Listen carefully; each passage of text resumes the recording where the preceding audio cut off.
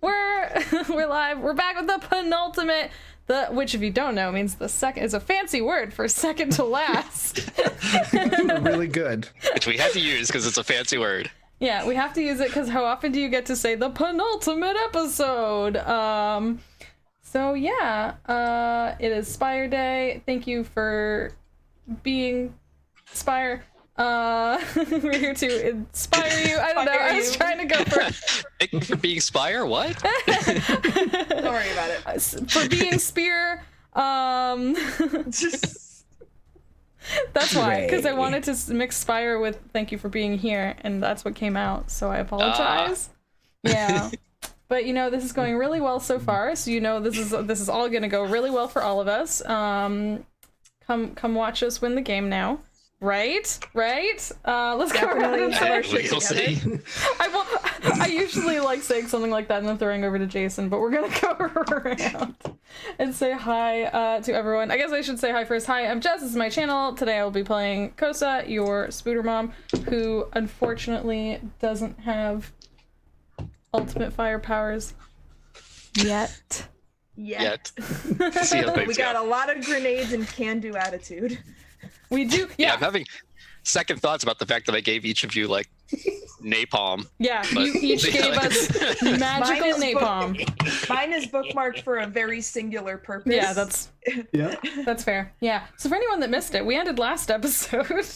We're heading into we all have fire orbs, which are magic napalm.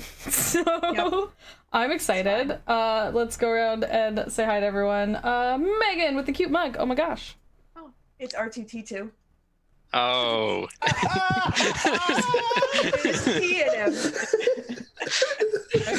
I have power. It's given strength through that pun. Thank you.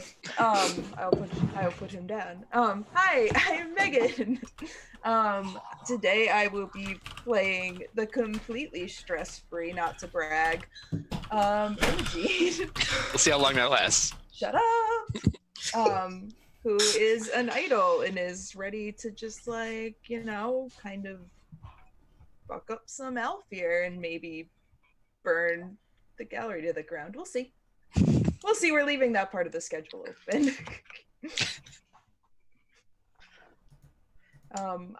I'm not looking at the screen. I don't know. Who's next? Yeah, who's next? It's Nicholas. I'm like I don't know Hi. who we're in by now. This is 15 episodes in. It hasn't changed. I mean, order is hard. Yeah, we'll get it down by episode 17. No, it's fine. Let's not make those promises. That's a lie. Don't listen. Order is not something we do. Part of it's the chaos. Charm. Yeah, it's that's part true. Of the charm. It's true. Chaos is what we specialize at. It's a bespoke game. Yeah.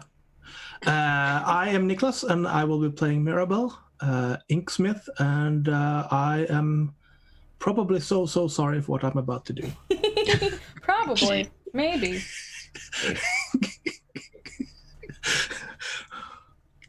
I picked an advance, okay? Perfect. Yes. Hi, everyone. Dustin. I am the penultimate Dustin. Not my final form. I will be playing Torith of the Lost Chapters, the Vermisian Sage. We'll see what happens.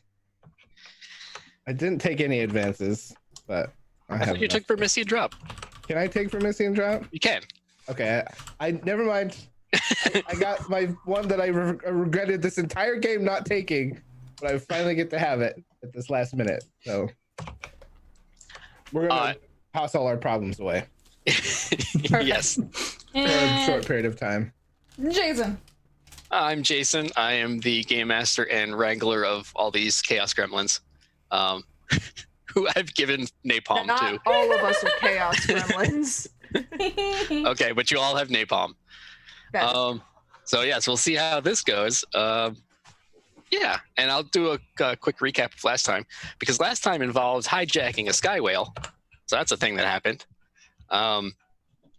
Basically, they flew their giant raven carried net up to the sky whale, which is actually a big inflated insect thing,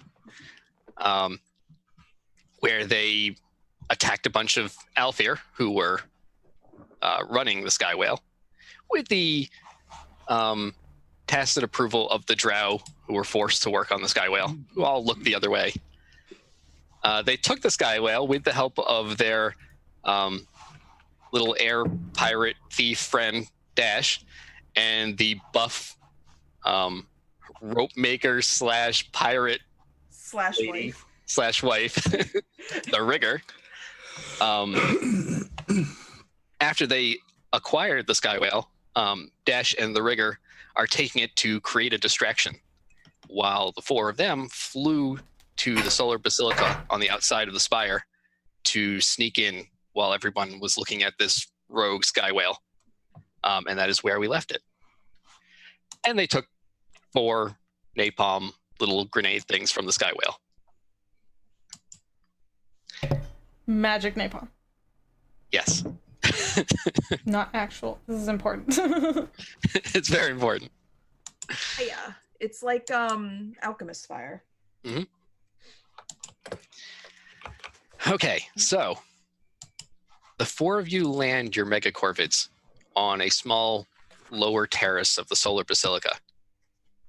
It hangs underneath the more ostentatious, larger section of strength in the glass that makes up the upper portion of the Solar Basilica, where you suspect you are least likely to be noticed. The 4 ravens land on this terrace, and you slide off of them, having endured an exciting and slightly terrifying flight on the back of a large raven, nearly a mile up from the ground on the outside of the Spire.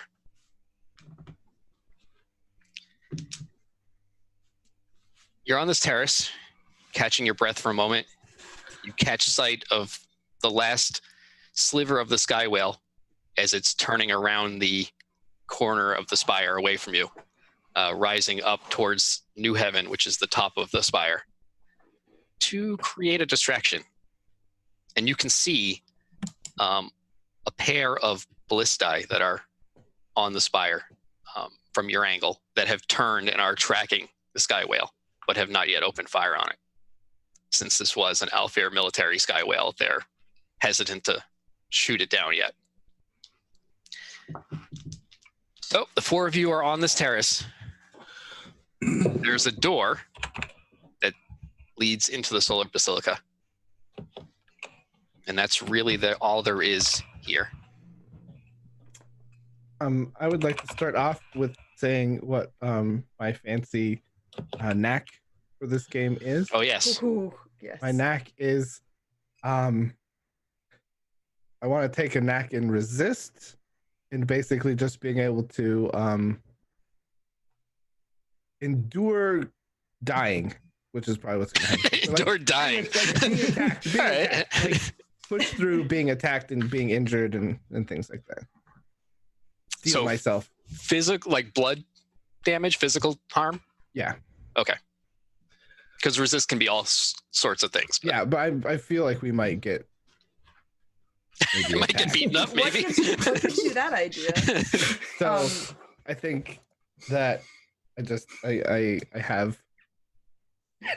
call upon an alternate self of mine that so what is this particular alternate Korath look like? I think I kind of look a little beefy, which is not a normal thing for me to do. Like all of a sudden my clothes are a little tighter. There's some muscle definition in there. Yeah, I'm a attractively, he's hit the gym. All of Korath's clothes look like they shrunk. You lift, bro? I look like Henry Cavill in the Mission Impossible, you know, in the tight shirts. All right. Can you cock your arms? All right. Can you? Yeah, definitely. That's definitely happening sometime. I need to do something now because you described Torith like this. So maybe I will poke the biceps and see if they're actually there. They are actually there. And they definitely were not like the last time you even looked at Torith before you flew away from the sky whale. Well, think about it. I have a question for Cahosa. Do you have that glyph active? I don't think does it deactivate? That's a good question. Let me check. No, I keep it forevers. I just hide it. Like I have it. Okay. I have it wrapped up. Like that, which is why I specified that. Like because I have my sort of like midwife ceremonial robes, which I think kind of do a little bit of wrapping. So it's fairly easy for me to kind of reveal that. But no, the large runes I have scratched into my chest with blood are always there. Not at all concerning. That is a Nice. permanent fixture. And I know some people saw that last time. But did Only everyone see that? Mirabelle Okay. has seen it. Yeah. Yeah. And I know what it means. Yeah, that's right. You've studied. I don't want to say the word cult, but this Occult bullshit. Cult adjacent. cult adjacent. Listen, it's just a different version of the goddess, okay? She has many forms. And I will also say to our viewers that self-harm for occult bullshit powers is not a real thing. It's true. Does everyone have their fancy goggles? Oh yeah. Yes. Yeah. You handed those out to us, so we all have. Yes. You have like a fancy mask, and then we I have. have like a very fancy like etched. Can I ask what it mask. looks like on your face?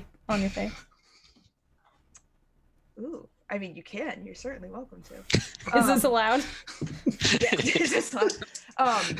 Yeah, I think because it's shadow glass, so it's like kind of like opaque, but I think it's like it's a full face mask, and it's just like very, very intricately etched with like vines and leaves and like flowers. It's just, like super, super, super intricate.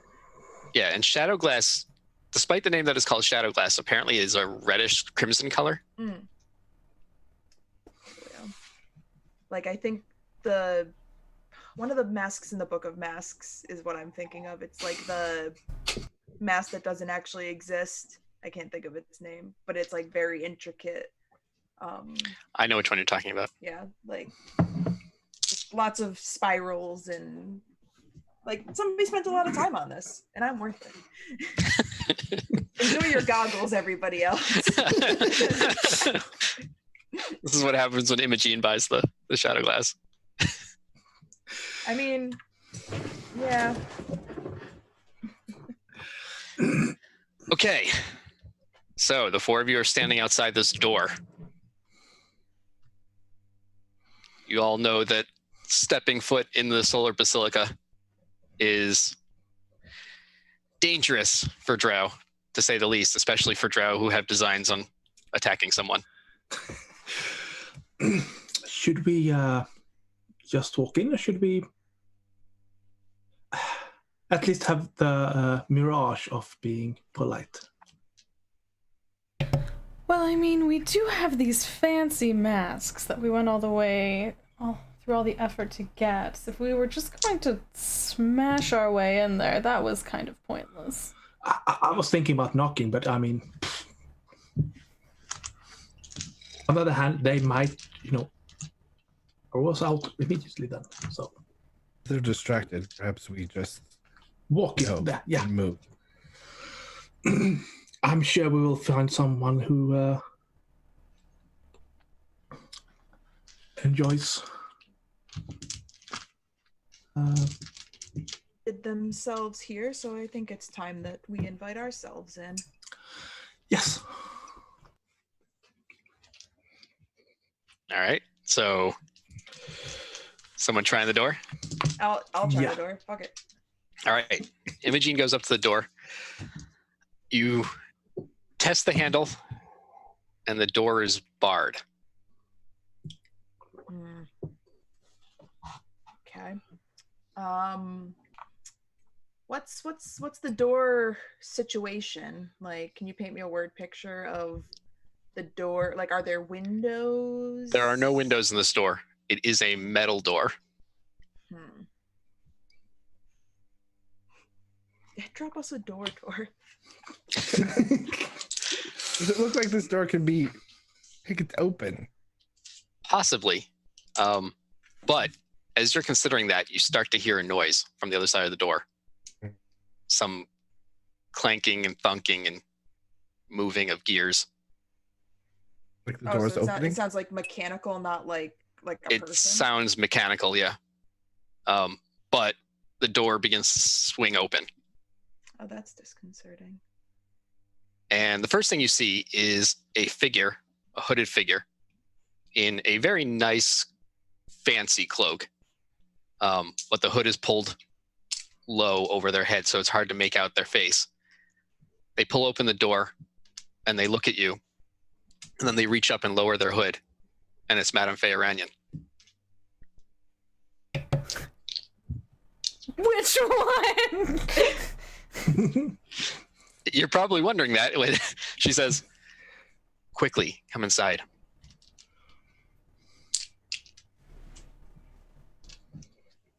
I don't have a lot of time to waste. I've been watching you for quite a while. Push past her while she's talking. Right? Kosa pushes past her. The other three of you follow? Yeah. Yeah. I don't like this. As you move past her, she says, "Wait a moment. I can help you. I know what you're going to do." You're muted, Megan. Damn it. Or at least I didn't hear you. Yeah, I don't think it was picking up because I heard the damn it. So. All right. New mic. Learning. Be like, oh, that's good if you know what we're going to do. Well, you're here to confront Calixte. That's the only reason why the four of you would come to the Solar Basilica. We're not wrong. That's... I can help you. I can still get in here. I still am a Madame Feyranian. Then please show us where your loyalties lie. I'll lead you where you need to go, and I'll clear you a path as best I'm able. But then it will be on you. As it always is on us that live below. That point isn't lost on me.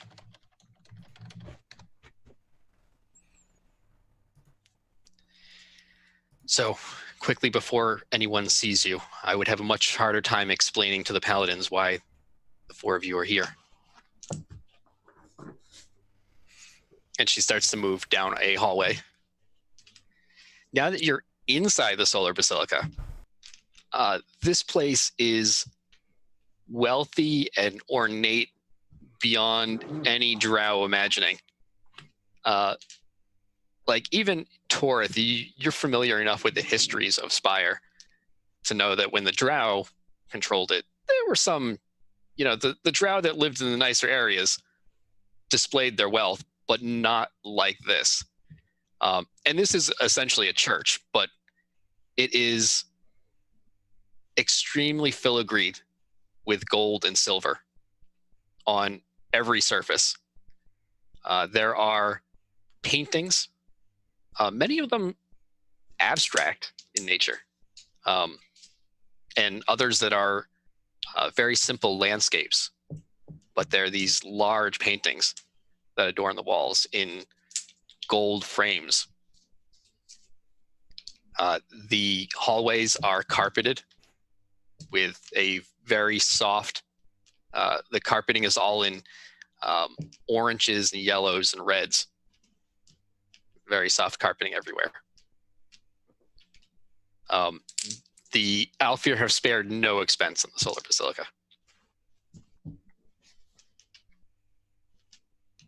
And aside from a handful of drow are just not permitted here.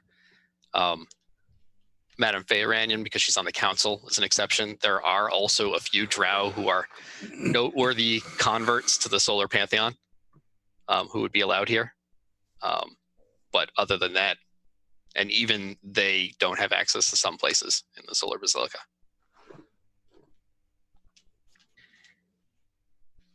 So she leads you down one of these extremely fancy, plush, ornate hallways, makes a turn, doesn't slow down, just waves you forward to follow her.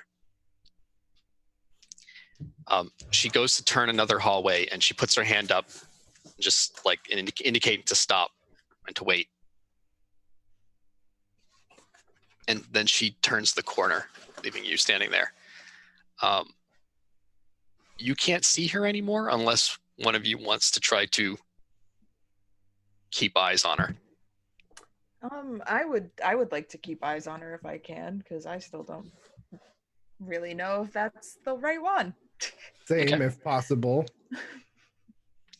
You sort of peer around the corner, and you can see she moves down this hallway. She moves up a set of short steps, and you see a number of armored, masked Alfir standing armed and at attention in this hallway. She walks up to them and she says, "Quick, I need your assistance. There is a sky whale that has been, well, it's acting erratically. It has come close to the Solar Basilica, and I need to move my attendants from here back to my home. I will need an escort." The armored Alfir sort of look to each other for a moment, and they say, "Yes, Madame Feyranian." And they get into formation behind her, and she leads them further down the hallway away from you.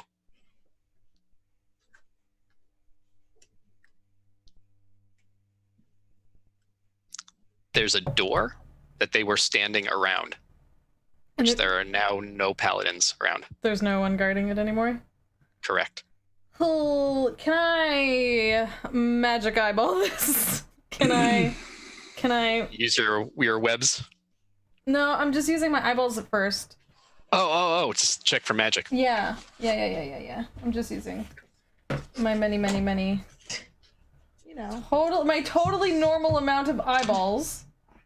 Yeah, so your eyes that can see occult magic, they can only see occult magic, right? Wait, what? No, hang on. Or can they see? How dare you? I thought it's only occult magic, but I may be wrong. Maybe I'm wrong.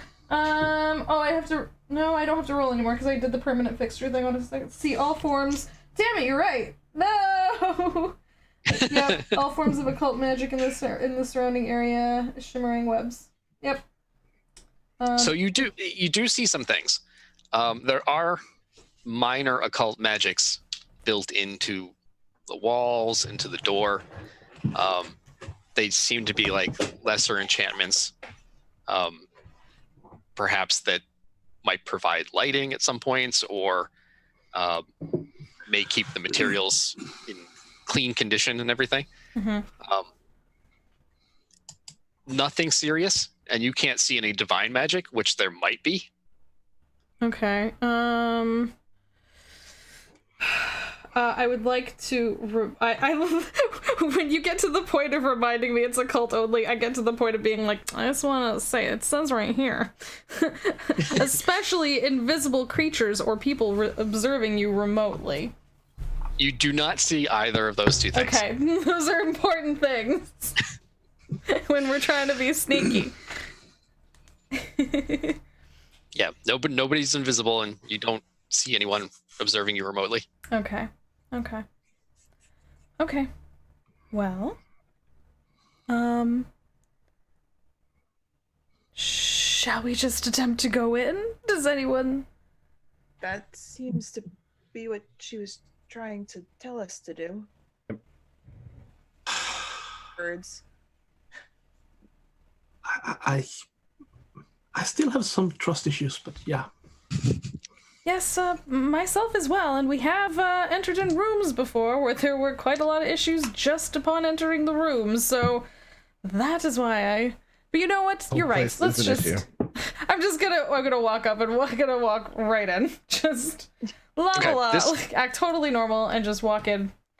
This door opens. It's not locked. It opens into a currently empty, like, parlor space. It looks like a waiting area or somewhere where someone would entertain people that are waiting to see someone else. There are a number of very nice chairs. There's a ornate bench. There's some tables. There appears to be a tea set on one of the tables. But there is nobody in here currently. And there is a hallway that there's no door. It's just an open hallway, but you see it turn out of your view.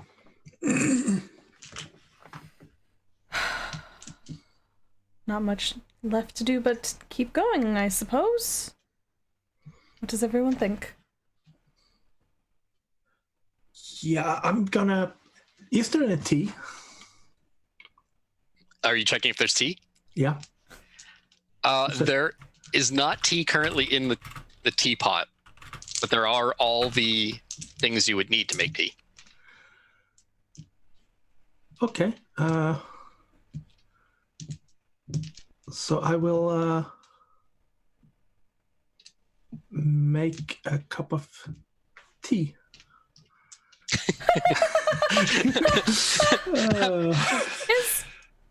Is this really the time for that, darling? I don't think we have time. Yes. We. I will just. I will make it. I will not heat it or anything. I'll just pour some water and take some tea, and then I'll take some like room temperature water. Yeah, and then I'll take a vial and pour it in. Okay. Doing drugs? Not for me. Not for me. Well, we came here to find Calixte, so we should probably keep moving. Yes. Yeah. Until we find her. Yep. I'll continue to lead. Okay. I kind of you move down the hallway, and you have your sight up. That yeah. And so far, you still have not seen anything particularly powerful as far as any sort of occult enchantments or anything. You move down the hallway. You pass a number of closed doors. Which do you want to open them and check them out? Are they unlocked? They are if you test them. I might poke my head in just to see. Okay, you poke your head in, and there are various rooms. None of them seem to have anyone inside them. They all appear to be sort of a living space. To open all the doors you ordered. Check them all out. None of these side rooms contain anyone, but as you get to the last door in this hallway and you open it, you hear a voice farther down the hallway, not in this room. You're just now far enough down the hallway to hear it. And you recognize the voice. It sounds like Madame Feyranian. I don't like that we can't tell who's who. Well, we saw a Madame Feyranian leave. Yeah, I was thinking the same. So, all right, is this like a hide in this room thing, or is this like a keep going and confront her thing? Yeah, Can we hear the voice say anything? You stop and listen, and you can hear that the voice is talking to somebody else. The replies are sort of muffled, but basically, she is talking about ceremonies to be held at the Solar Basilica. She looks like she is talking about, plans and organization of some kind of ceremony. Sorry, is she down the hallway, like, so we can hear her, Yes. but we can't see her, or can we see her, or? Correct. You can't see her yet. But... Okay. And then we hear a muffled voice replying. Mm-hmm. I want to sneak closer. Okay, I'm gonna make you roll for that. Yeah. So this is gonna be a sneak plus high society roll. Actually, sneak plus religion roll. Oh God. Well, I mean, Remind me to not try to roll for anything while we're here. I realized what I remembered what I was gonna do. I only have 2 dice then. Okay. But that's a 9. Hey. Okay. You sneak forward down the hallway. The voice gets more clear and louder as you get closer, and you can see a room around the corner, and you can now make out a Madame Feyranian wearing different clothing than the one that you just interacted with. This one she's wearing a very nice robe, but no hooded cloak, and it is a different. It's all red and gold, different colors than the other one you had just interacted with. She's standing in this large room, and she's talking to a man that you can now see, or an Alfir that you can now see, who is masked and is armored and armed in a similar way to the guards that were outside.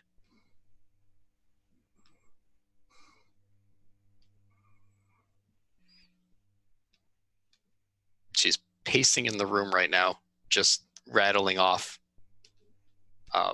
instructions to the other Alfir.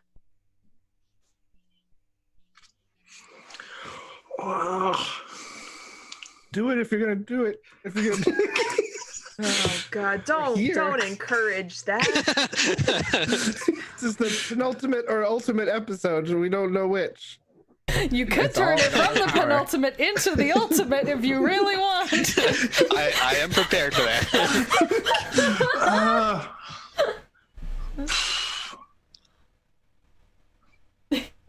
You can't take this. I am going back a little bit. Okay. To the others. There is an Alfir there, and the madam that's down there is dressed differently. I don't think she can switch clothes that fast. Well, then we want that. And I think... does the robe she had look a bit more like, the Solar Pantheon robes? Yes.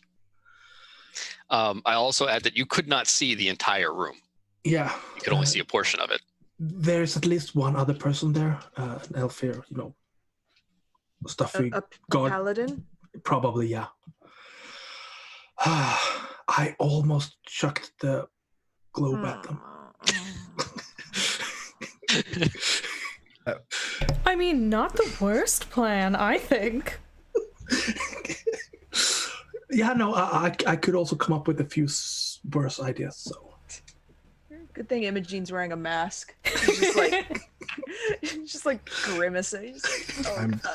We are glad that you didn't. Dustin may encourage chaos, but Toreth is no.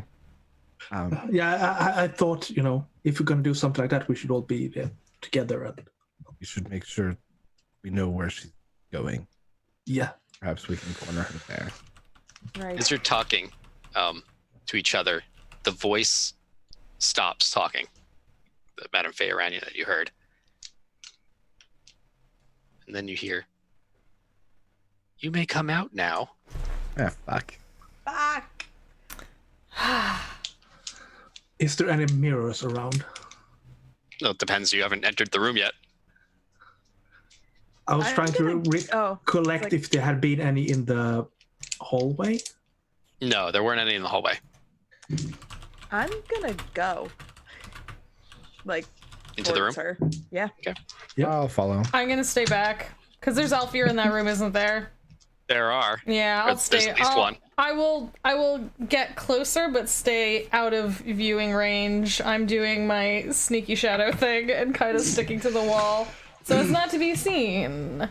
I'll try and walk in front of Cahosa to kind of block view of Cahosa. Yeah, I'll go first. I'm no fucks left to give. Yeah, I'm letting the faces of the party go in. But are you staying out in the hall, Cahosa? Is that? I'm getting as close as I possibly can without like going in and making myself visible. Known. Okay. What about Mirabelle? Mirabelle is walking along, and I'm currently stirring my tea. Okay. All right. You walk into the room. I really want to ask, what's the tea, sis? Poison. Well, no. That's Just something else. Psychotropic drugs. Poison. Well, perhaps. You walk into the room, and your suspicion was correct. There are more Alfir in here. Cool. There are a total of 4 armed Alfir. Now that you can see them closer, you see that each one of them has a shotgun slung around them and a curved blade at their hip. Whoa. And they are all wearing armor. Is there any specific one that looks meaner or more in charge? Or particularly flammable? No and no. They actually all look very identical. Like they're all wearing masks. And the one she was talking to is not there, or was she talking to one of them? She was talking to one of them. That one also looks the same as the others. Okay. Great. This is fine. So, what did you hope to accomplish by coming here? 4 drow in the heart of the Alfir. Stopping you and this false god you speak for. False god? I don't know what you're talking about. I've pledged myself to the Solar Pantheon. I want to do something. Okay. Once per session, I want to do it for the story. Okay. Once per session, an NPC you're talking to does precisely what they want to do at the moment in time, regardless of social mores, fear, obligations, and politeness. All right. It'd be right as I said, we're here to stop you from, or the false god. I literally forgot what I just. Yeah, stop you and your false god. Yes. Yeah. You use that. Can we trigger a bad guy monologue right now? I think you are. I think you are. Oh my god. So you tell her that you're here to stop her and her false god. She spins to face you, Torith. Dramatic. She says, "There is nothing false about my god." And she looks to 2 of the paladins and she nods her head, and the paladins throw open, there are these windows that are in this room. They throw open the blinds and, the shades that are on the windows, and sunlight comes pouring into the room, which is terrible for drow. You all have your shadow glass, so it's not as bad. But she stands in a full beam of sunlight, unfazed, and the Alfir are completely unfazed by this. She says, "The masked god has given me these blessings. I may walk in the sun. I may do as I wish. And the masked god will be rewarded for that." And when she says this, the paladins, you see 2 of the paladins look to each other. They're wearing masks, so you can't really make out their facial expressions, but they just sort of look towards each other. She says, "You are on the wrong side of this war." The masked god doesn't care about Alfir or drow. They're not what's good for Spire. I have seen all the possibilities. We have seen all the possibilities. The masked god leads to trouble. The masked god will finally accomplish what your ministry has not been able to accomplish in 200 years. I will run the Spire. The masked god will run the Spire. The Spire belongs to the drow. all of us equally.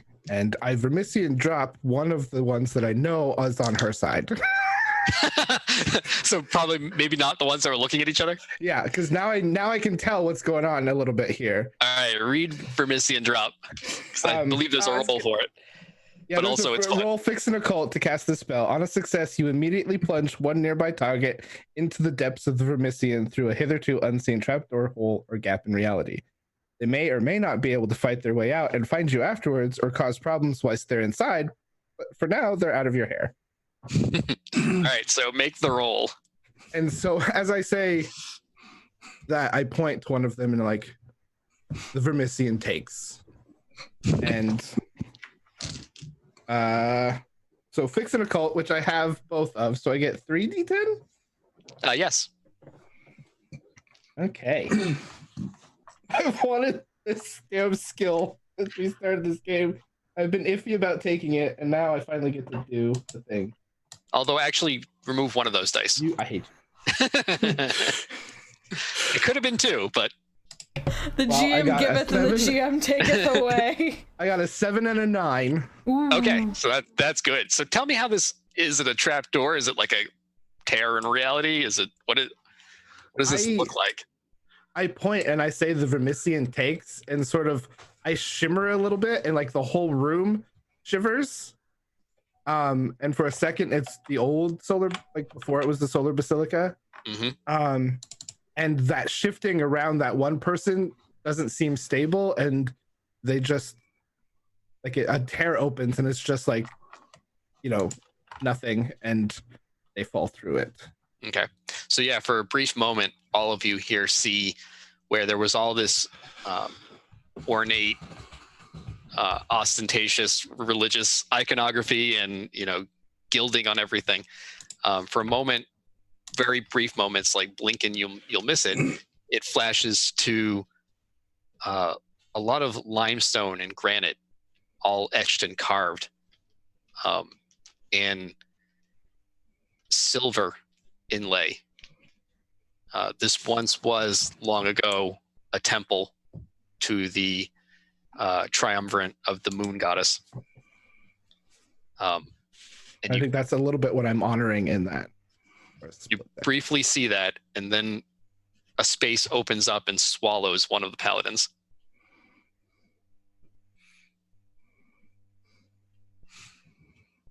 She doesn't look particularly fazed by that. She watches one of them get swallowed, and she turns back to you and says,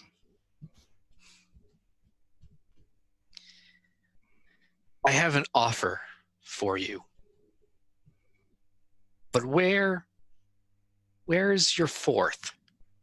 Where is the midwife? I don't see. She's nearby. You can surely talk to us. I mean, if you are so confident in your God, I mean...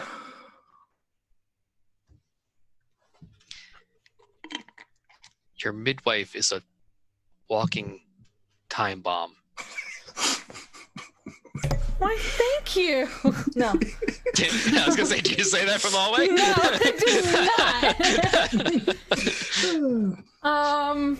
No, I was debating if she would have, said something. She's not trying to hide. She assumes that she knows, I assume that Calixte knows I'm there. I just also don't want to set off my blood vengeance powers on all the Elfir in the room unnecessarily, Well, you still have that covered up right now, right? Oh, you're right. I do have it covered up. Okay, so you're right. I'll tuck myself in, as you do. Tuck your blood-etched runes in. Yeah, just tuck in my, just pull myself together, tuck away the vengeance a little bit, and. You can't just tuck away the vengeance. I know. The vengeance is inside you. I know, but this is the externalized vengeance. Gosh, I should have committed and drawn it, honestly, but I don't own makeup. Otherwise I would have. But yeah, I will take like just a step into the room and say, you know, I wasn't hiding. I'm here. Hello. How are you? I was just trying to be polite and not upset anyone.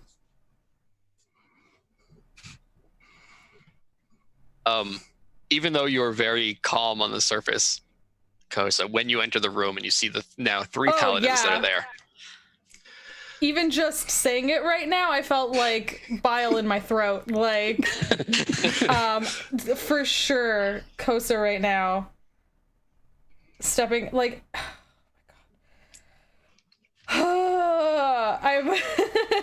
this is the Solar Basilica. This is where the paladins are. This is the paladins burned and killed the midwives of New Heaven. Mm-hmm. This is the entire reason why she went from just her normal goddess to also worshipping a literal vengeance goddess. So yeah, so she's just barely stepping into the room and just looking at her and just addressing her and not looking at anything else.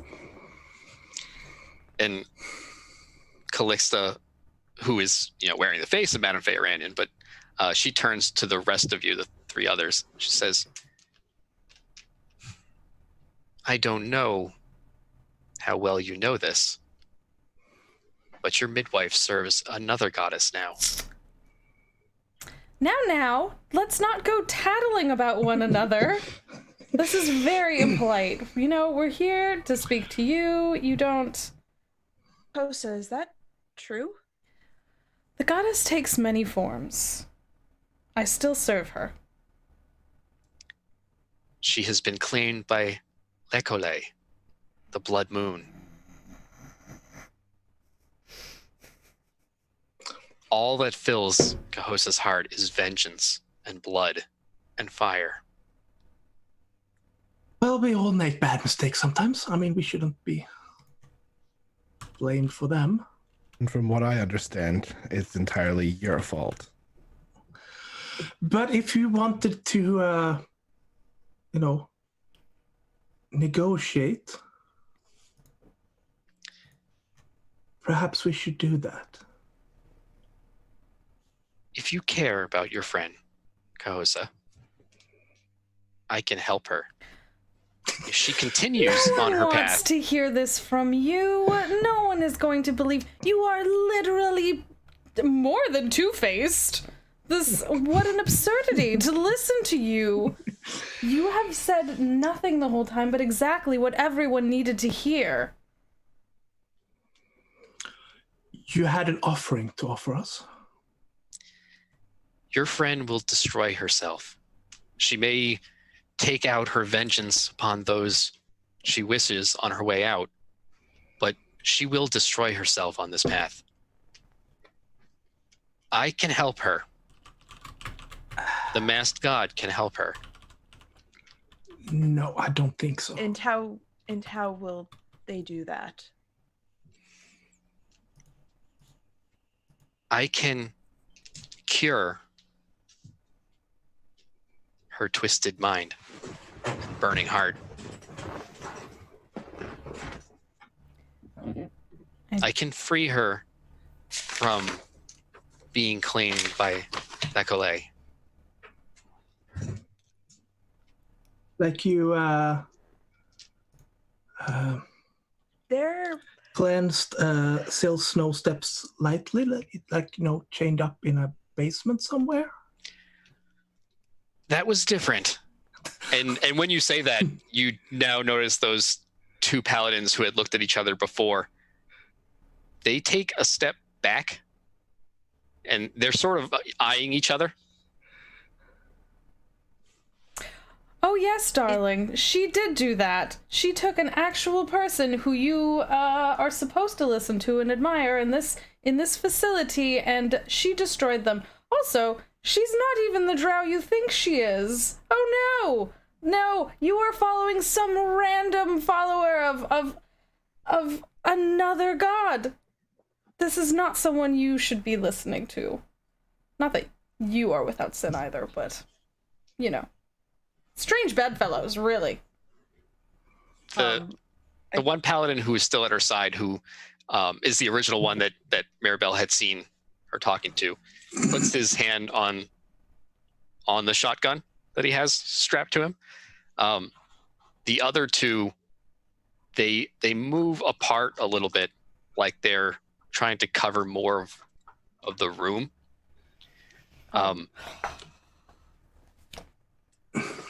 I imaging, like I'm just like looking right at Madame Feyranian, like, why would you want to help her? Why would you want to help us? What, do you not understand how ridiculous this sounds that you're extending an olive branch? It's not ridiculous. We all, in a way, want the same thing. We just have different methods. Well, that is quite the understatement. I want a spire that is better for the drow. You want a spire that's better for the drow. I have my way of accomplishing that goal, and you have yours. You can stand against me. I accept that. Or I can help your friend.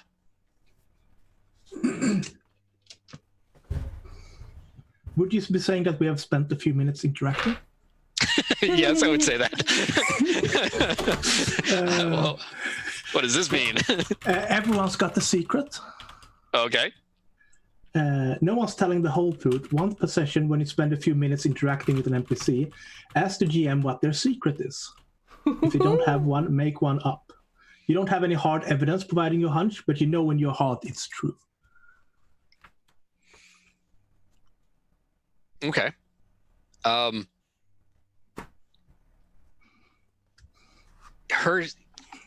Your hunch here is that, and you have reason to believe this. I mean, you've seen some evidence of it, but her cult of the masked god has infiltrated a lot of Alfir and Drow upper echelons of power. Not all of the paladins, but you know that she's replaced one commander of the paladins.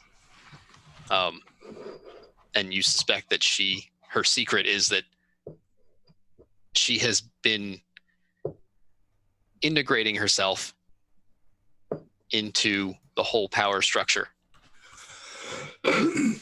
But the rest of the secret is that you know, or you suspect, you have a hunch that this is somewhat tenuous. That not everybody is on her side. Not everybody is in on this plan. And that she knows it could fall apart.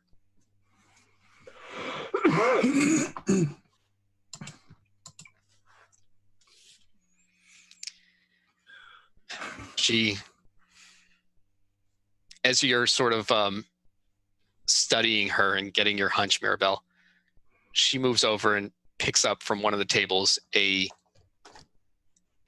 hand mirror. It's a smallish mirror. And then she turns and pulls on a covering over a large full-size mirror. Oh, I don't want to be here anymore.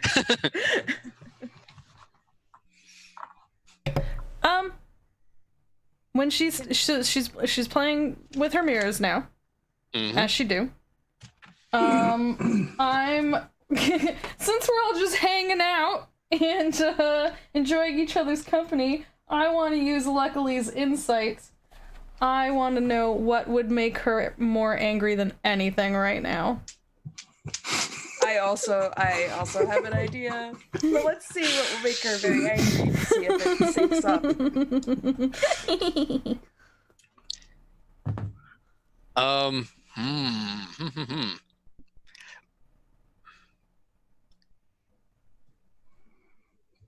I think what would make her the most angry right now would be turning the paladins against her. Yeah. I mean, we're working on that, but it seems a bit like a slow go.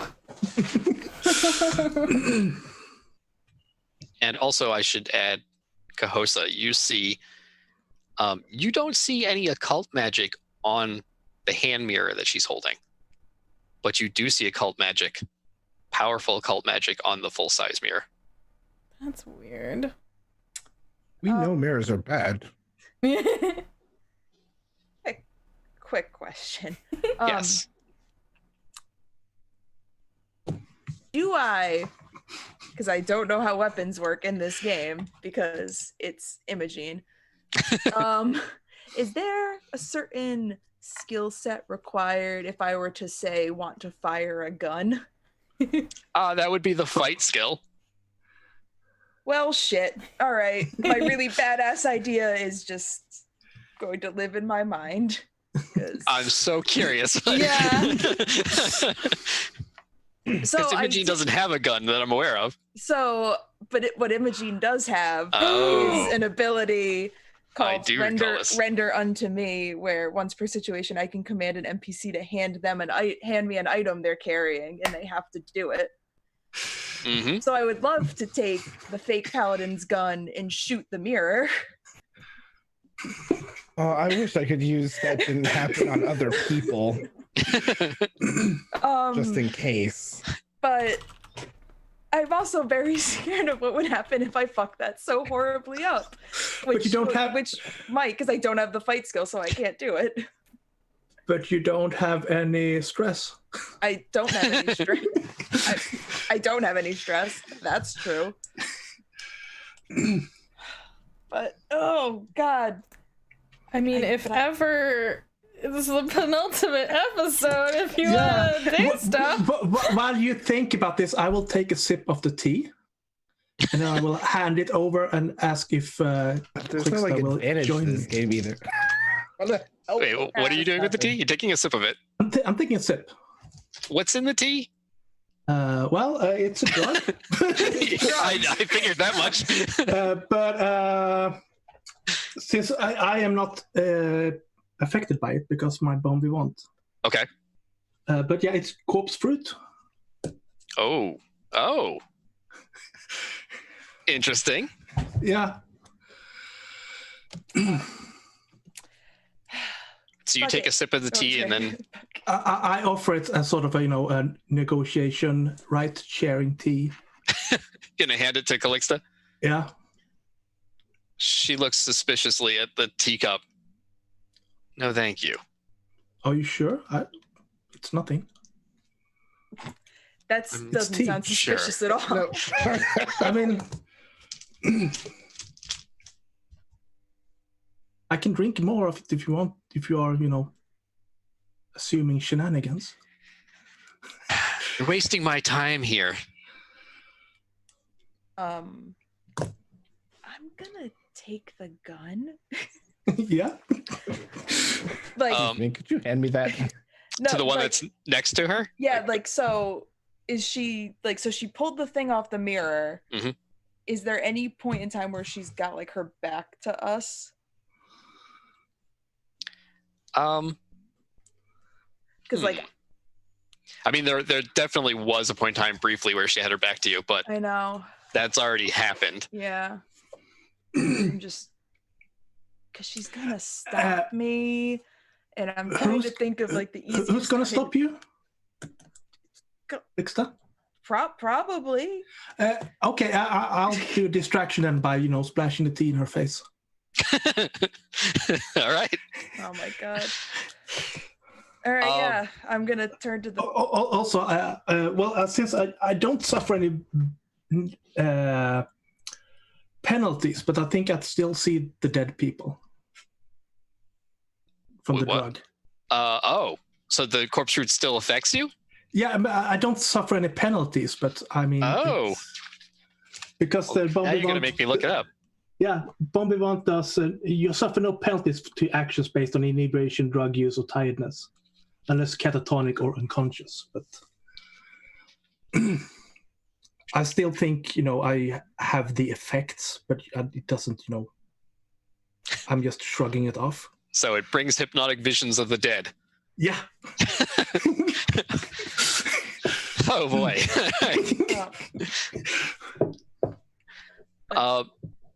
Okay, so let's go through a few things that are happening all at once here. You drank the corpse fruit tea, which I'm guessing just had like the juice of corpse fruit in it because it is an actual fruit. You almost immediately start to see movement out of the corner of your eye. Things that you just move and then you look and they're not there.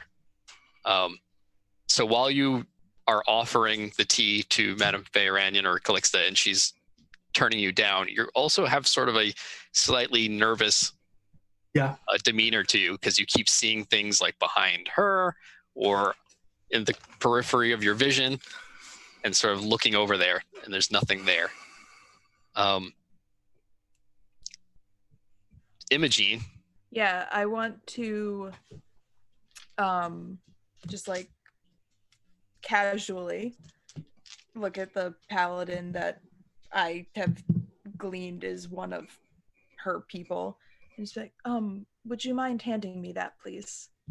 Pointing to the shotgun that they have their hand on. All right, is there a roll for this? Nope.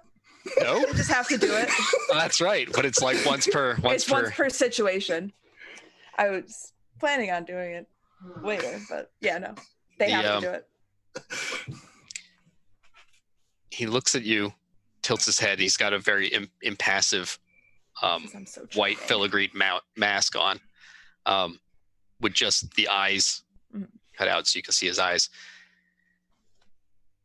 And then he unslings the shotgun and hands it to you. And Calixte turns and says, "What are you doing?" Yeah, and then I will splash the tea in her face. Oh, say I'm gonna point it at her. I have an idea. I'm gonna point it at her. Oh. Okay, so you point the gun at her. Do you still splash the tea on her? In that case, I will probably try to rip the mask off her. I have a plan. But you haven't informed us of the plan. That's true. Nobody else knows what your plan is. Okay, so you're trying to remove her mask? Well, it's probably a bit hard, though. Imogene has a very calm demeanor. She's got it under control. No, I will just splash the tea on her then. Okay. I am trusting. So she says, "What are you doing? Why are you handing that to her?" And then you splash the tea on her. And she steps back. "What is going on? Enough. Kill them." And I'm just gonna, like, I have the gun pointed at her, and then I'm gonna, like, look at her and then turn and shoot the mirror. Okay. Let me rephrase that. I'm going to turn and attempt to shoot the mirror with this very foreign shotgun that you've never used in your life. But I mean, it's not like it's a moving target or anything. That's true. And it is a shotgun. Yeah, I mean. And it's a big mirror. I feel like of all the things, come on. Like, Megan could shoot out a mirror with a shotgun. Yeah, I could shoot out a mirror with a shotgun. I'll hurt myself. I was gonna say, you might have a sore shoulder or something afterwards. Right, yeah, because it's like she doesn't know to lean into it.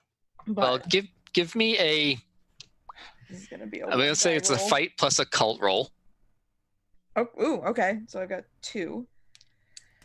Unless you're gonna take one away from me, are you going to take one? No, okay. Not for this. It's a particularly agile mirror. That's an 8. A 6 and an 8. Okay. So that's a success. So you calmly? Yeah, just calmly, like, I pointed at her and she's like, "Kill them." I'm just gonna look at her and just kind of like, well, I'm wearing like a full mask, but I'm just like gonna kind of tilt my head to the side and just like very calmly turn and just shoot it. It's like, okay. I broke your mirror. Well, interesting things happen. Oh, of course. you shoot the mirror. The shotgun blast hits the mirror straight on. It doesn't shatter into a bunch of pieces of glass as you were expecting. The whole image on it ripples and changes. The shot from the shot pellets from the shotgun vanish. They don't ricochet or embed themselves in the mirror. It's as if they sink And then you see the image on the mirror is no longer a reflection of the room you are in, but a different place entirely, in a place you recognize. It's the gallery. All right. Yeah, I think. And then all hell sort of breaks loose. How close am I to the mirror? What can I see anything in it? I mean, you can see what I just described to Imogene, and you've been to the gallery. Yeah. So you recognize too. I was just thinking, and I saw the shotgun pellets go through it.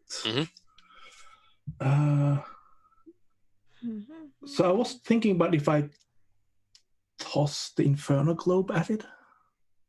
You can. I'm not going to stop you from doing that. So yeah, I'm going to try doing that. Okay.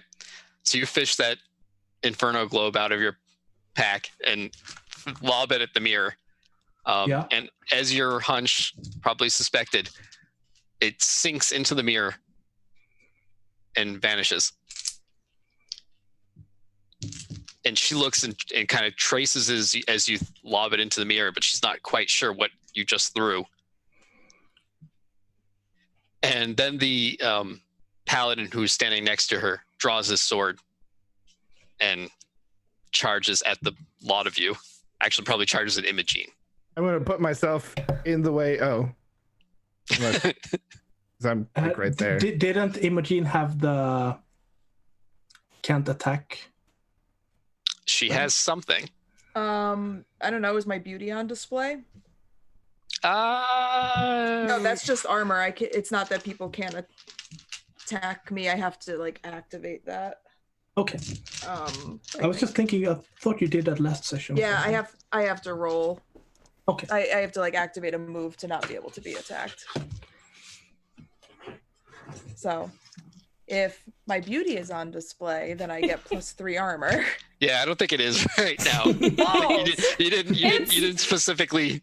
But my mask is so pretty. I was gonna say, I'm sorry. Do you know how beautiful Imogene is?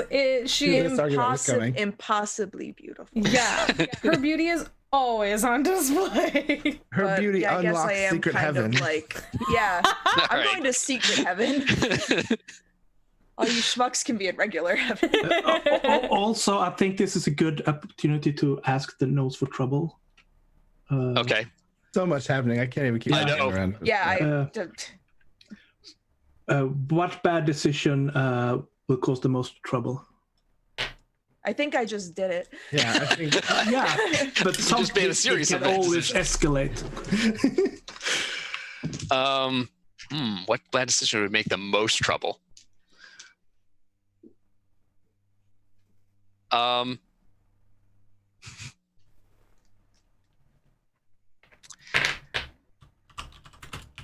Going into the mirror yourself?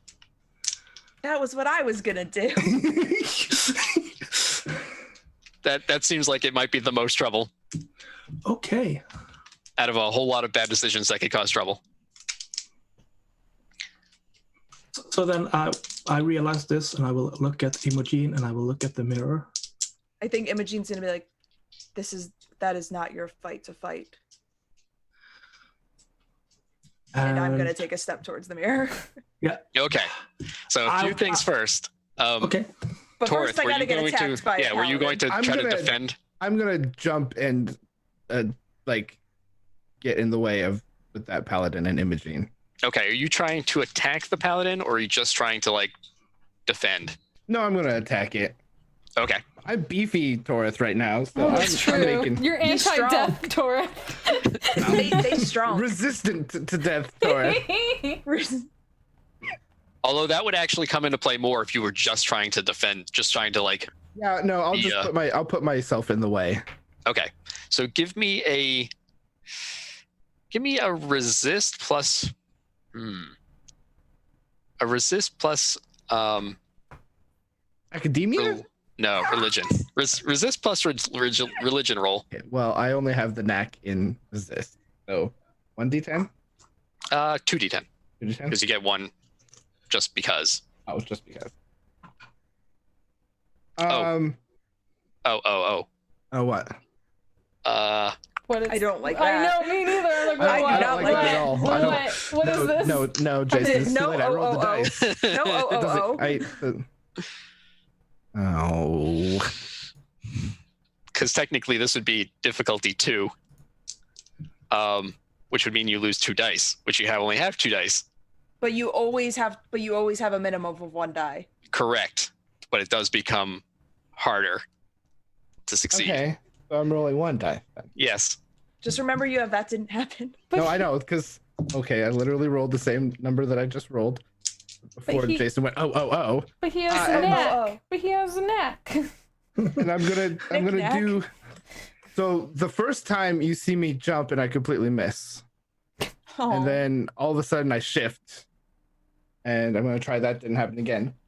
Roll higher, Ethan. I'm scared. Oh, I got a 0, which is a 10. Yes, that is a 10. I rolled you did such a good protect. Yay, thank you, Dice, for listening to the story. Thank you for doing a protect on me. That is good. For a second, because 0 I always think is low, and I was like, oh no, wait, it's a D10. No, that's the good one. The only time 0 is good. Except when I rolled the 2D10, I rolled a 1 and a 3. And then when I re-rolled just the 1 dice, I rolled a 3.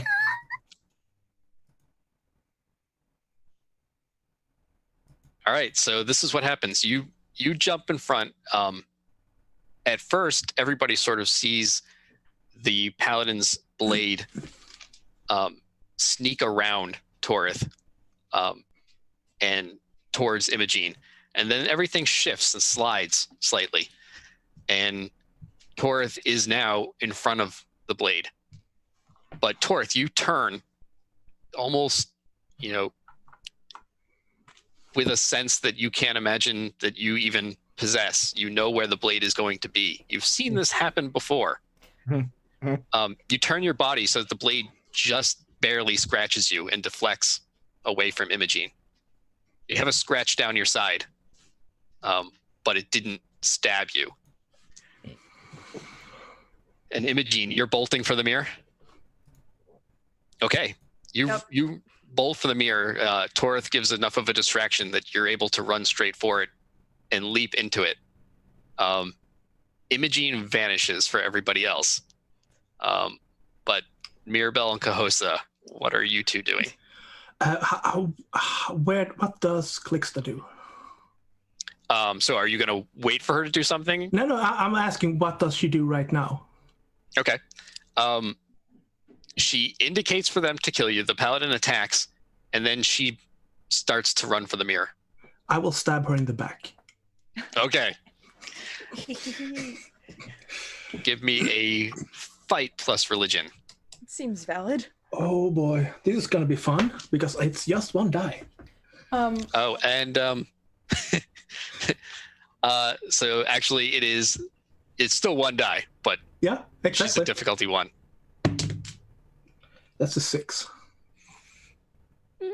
Yeah. It's a stress, but I'm thinking it's a success still, right? You only started with 1 die, right? Yeah. And so since she's difficulty 1, that would put you at 0 dice. So you still roll 1 die, but it shifts your success down. Okay. So you miss her, and you're gonna take some stress. Yep.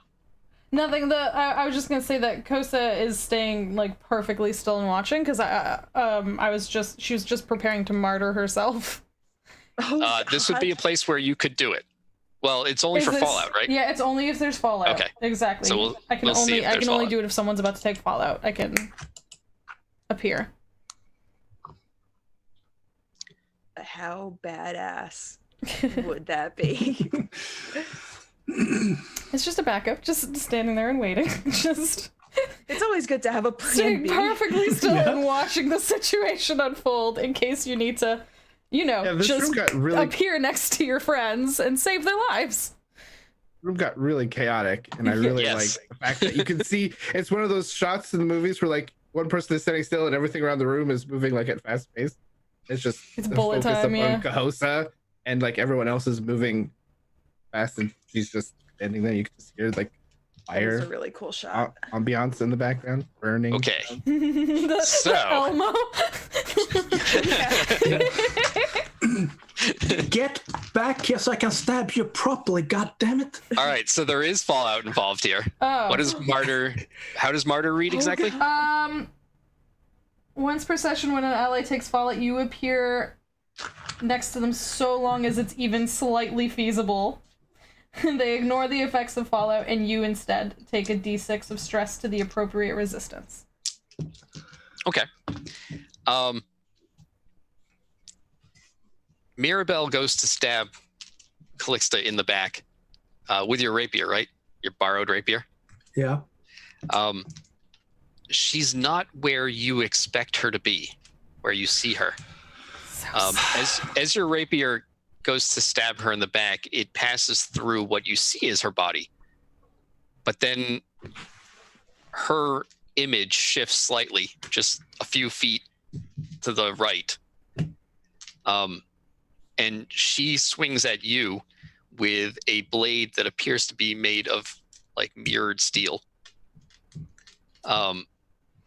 As you weren't expecting this and you were sort of wide open stabbing her, you see this blade about to sink into you, and then Cahosa is just there in front of you, and the blade sinks into Cahosa's side instead.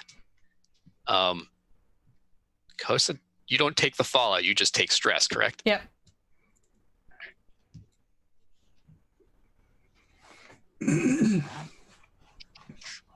May take fallout, we'll see. Because I'm so stressed. Everybody's stressed. You do not. Oh, nice. But the blade does sink into your side.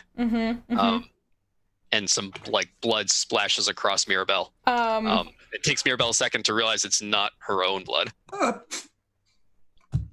I just inhale and then reach out and touch her and let the spiders come out. Oh, jeez. All right. Warning. Yes, the spider trigger warning. Sorry, That's so cool. Spider warning in chat. SW. Kosa just takes the hit, inhales, looks her in the eyes, just lays a hand on her, and spiders start coming out of her sleeves. All right, and that's a roll, correct? That for the is... summon sweetlings. Summon sweetlings, dagger, these... roll, compel plus occult to cast. Yep. All right, and you lose 1 die. No! Dang it. Okay. Okay. Taking everybody's dice away. Yeah, I know. You're just... The paladins are actually worse than Calixte is in that regard. Just stealing all our dice over there. Just taking all the dice. Nope, that doesn't happen. I take that back. What did you get? I got a 3 because I could only roll 1 dice because I had 2 and then you took away 1. Okay. So that means you take some stress. Some more stress. Try not to sound so happy about it. Oh, what a horrible shame. Still no fallout though. Jeez. So you disappointedly. if Calixte is having a sword through Cahosa, that means can I try to stab her again because now I know where she is? Maybe, but first this has to play out because Cahosa reaches out with her robe, and no babies. Right, the spiders don't come out, and instead you just see in your mind a flash of thousands of mirrored spiders that are just completely consuming your entire vision, casting thousands of reflections of yourself. And in these reflections, you see your own eyes as just solidly black with small motes of flame in them. So, and then you sort of stagger back from touching her. Yeah, I think I took the hit, touched her really confidently, and then I'm just like backing up and shaking my head. Just got God conflict. And before don't put that into the universe. Do not. My goddesses are fine. Listen. I think Jason just put that into the universe. I don't think I did. Before Mirabelle can stab her again, she is through the mirror. Damn it. Well, balls. So now it's the three of you in this room with 3 paladins. The other 2 paladins don't act right away. But Imogen went through the mirror. Yes. Okay. There are other 3 of you. The other 3 of us. Torith, Mirabelle, and Ghost are still in the room. Oh my god, I can't count this morning either. I think it's because I really have to go to the bathroom and I lost focus. We were going to take a break shortly. I want to leave. With 2 good paladins, well, 2 paladins who haven't acted yet. Yeah. 2 paladins who are questioning being on her side. It doesn't mean that they're good people. Let's not mince words. No. They're definitely not good people, the Ghost. They're definitely also on the list. No, Torith understands that. Torith doesn't like them either. Torith is going to look around, look at the 2 paladins. Like, I lost my train of thought. I just picture that Torith lost his train of thought. Yeah. The train. There's a lot of trains at that. There's a lot of trains at that station. The Vermisian train of thought from the station without you. Yeah, trains of thought. Torith is Grand Central. But now our fight is not with you. Your order has been infiltrated. You deal with that. One of them nods, looks to the other one, and they turn and they walk away from the room into the hallway. Fuck yeah. I'm going to turn and shoot my crossbow at the one that's standing there. That's good. Okay. Oh yeah, the one that was friendly to Calixte. Yeah. The draw in disguise. So this is a fight plus religion with a difficulty 2. OMG. Paladins are not screwing around. So hang on. Can we tell if this is can we tell if this is a mask? Like if this is a masked drow like we previously experienced? The paladin? They're like transformed, like can I roll to undress? That places. I just want to test the waters a little bit. Expose her vengeance. Yes, I would like to. Okay, now I understand where you're going with this. The paladin is definitely not a drow. What you can see, although they are masked, they have bright red hair, which drow do not have. Okay. And paladins are never drow. Can I look at Cahosa and pull out my little box and kind of give a signal? Like, can I do that as a thing and then try and roll to fight? 1d10, right? I think. Yeah. I was gonna say I think that Kosa would still have been unsure and would have revealed herself. Okay, yeah, I'm gonna say both of those things happen at the same time. To test this, but she is also still like holding her head, and then with one hand just like opens her robes. I rolled an 8. This is happening. You rolled an 8? Yes. And you had 2 dice, or did you have 3 dice? I just rolled 1 dice. Right, but what did you start out with before the difficulty? 1 dice. No dice. Wait. You will if your difficulty reduces you to 0 dice, you still roll a die, but that affects the outcome. I have none of the things you told me to roll. Oh, okay. So I just rolled a die. And you got what? An 8. Okay. So yeah, you said fight and what? Fight and religion. Yeah, no, I don't have either of those. So I just assumed I was rolling 1 dice. Yep. So you fire, and the shot bounces off of the armor. 2. Yeah, that's what I thought. That the paladin is wearing, and immediately after that shot, the paladin is on you. I mean, he had already sort of slashed you before, so you are sort of like tangling with him. Would I have to get like a 10 to even like hit that person, or is it the armor? Well, it's not the armor. You would have to roll really well to hit when you have technically no dice. I want to have. It can still happen, but I mean, 8 is the third best number he could have rolled. Yeah. So. But you're lucky. Again, so you fire the shot, it bounces off the armor. This paladin takes another slash at you with their curved blade. But again, you move like the last time. You're not even sure how you're quite doing this. It is as if you know where the arc of the blade is going to be before it's there. Mm-hmm. So you move your body, and again, it just shallowly scratches, like slices your skin, drawing some blood, but you're not in a dire straits right now. And Cahosa.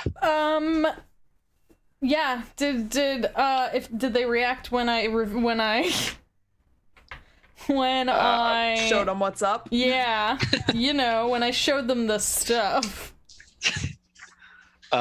Sweet vengeance. Yes. Yabos. I'm just looking it up. Oh, do you want me to read? Because I could have just told you. It says they take 1d stress if they get. No, sorry. Mark D3 stress blood you adorn your body. We already did that because that was when I first put it on. Any elf here that looks upon you immediately takes 1 stress.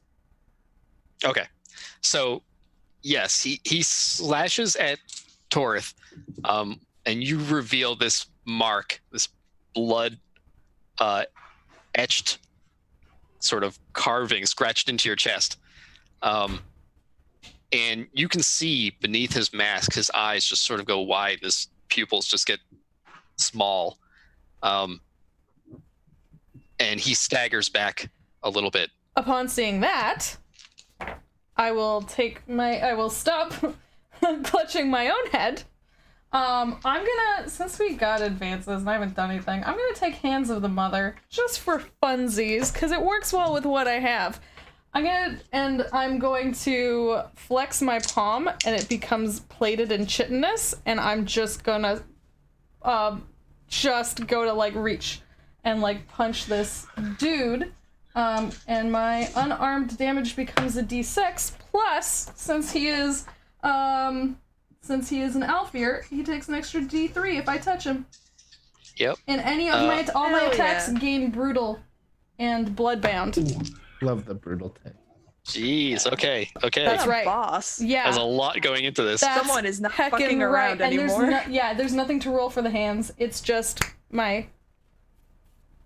Yep. Let's do. Punch. And I already took my stresses when I committed to this.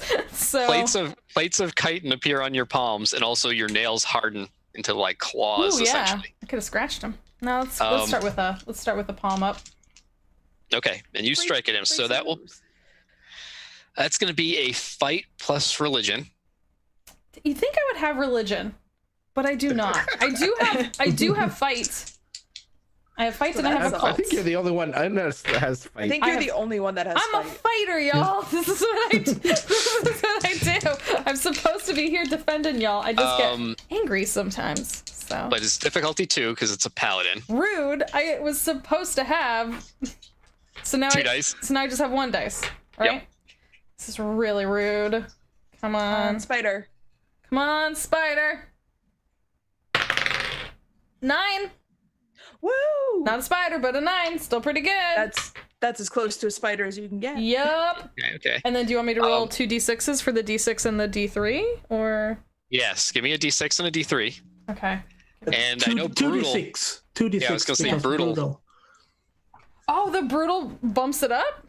It's a pick the higher of, I believe. Yeah, you pick the higher of the... Oh, that's heckin' awesome. Okay.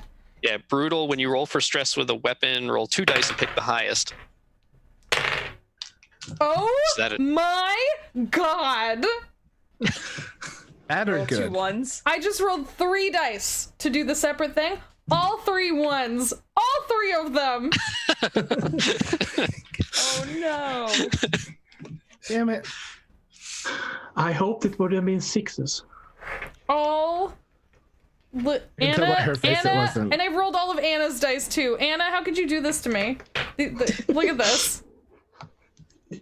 She's stealing all the luck for herself. Yeah. Very rude. Look at these beautiful hand-painted dice by Anna. Okay, but I think something happens here. I mean, they did take one from before and then one, I guess. So you strike at this paladin, your hand kind of hits this armor that they're wearing. And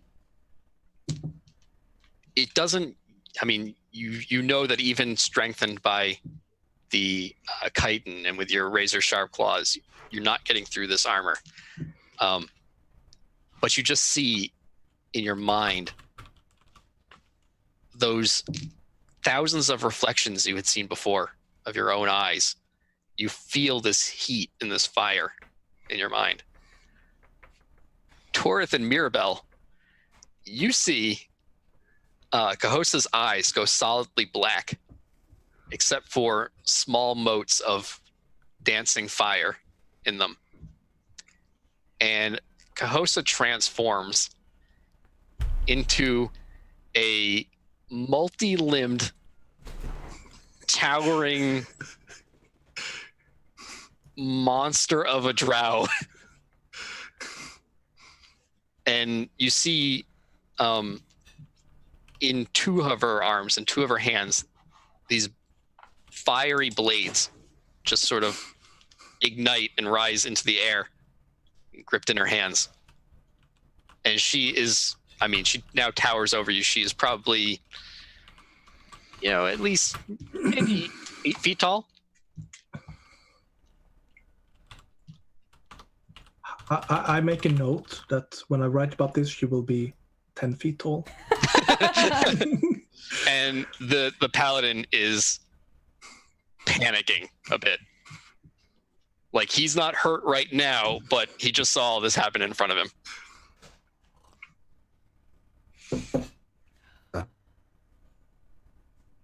We need to help Imogen. She's on the other side of the mirror. Yeah, I can't fight the paladin, so bye. Run through the mirror. Okay, you jump through the mirror, Torith. Yeah.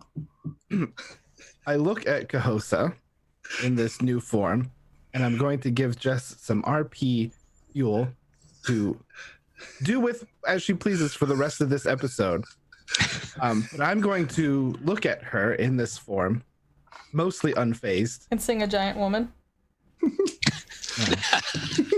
Giant woman. I just want to be. I just want to see. I'm going to look at her and I go, you need to remember who you really are. And I'm going to use dynastic memory. Ooh. And I'm going to take D3. So for what I want to do, I don't want to speak for you. Yeah. Des, no, I want to hear it though. What I want to do, so I named you as House Destera once. Yeah, you did. And so I'm putting into this effect. So spiders adore you and will perform self-sacrificing actions on your behalf. So I just want there to be spiders all around Cahosa now that will sacrifice themselves for her. Oh, no. To try and help her remember who she is. But Jess can play with that however she wants. But I have now activated her dynastic memory, and now we get some wonderful RP conflict. All right, and you take D3 mind stress? D3 mind stress. All right, you're I rolled still a okay. 6. Oh, sorry. Oh. I forget you rolled. It's actually the same result, but okay. You're still okay.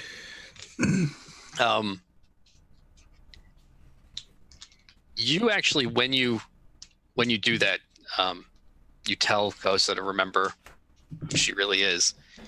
You reach out and you actually touch one of her many arms right now. And you see in your mind thousands of mirrored spiders. And it sets you, like, you step back, you let go of her arm, and you sort of reel backwards and close your eyes. And when you open them again, these spiders, these mirrored spiders, are pouring out of her robes. And they sort of leap onto the paladin, who is now in full, like, backpedal panic mode. Then I just say, we have to help our friends. And I jump through the mirror. Okay. Kosa, you are the last one on this side. These mirrored spiders that you had seen in your mind are now swarming over the paladin. But I has flame sword. You do. But I has many arms and I is big. It all true. I don't think I follow. Okay. I think I'm staying here to fight the paladins. All right. So I have to actually go look at that ability that 75. you know. Oh, thank you.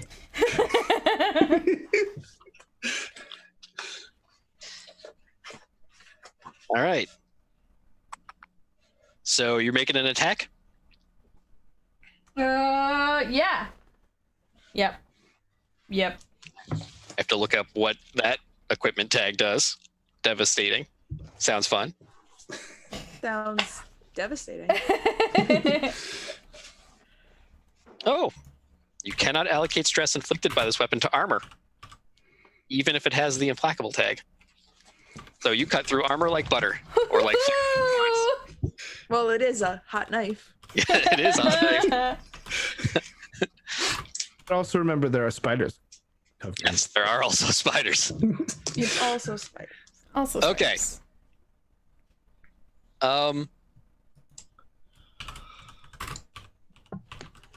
Yeah, I'm not even gonna make you roll. Tell me what you do. You don't kill the paladin yet, but I think I would specifically, as this happened, because this has never happened before. This is new to me too, okay? Mhm. But I'm pretty, but Kahosa is kind of, like, it feels right. And is, you know, going along like this feels like it's supposed to happen. And so I definitely think she swings down in a way that kind of causes them to kneel. okay. Um,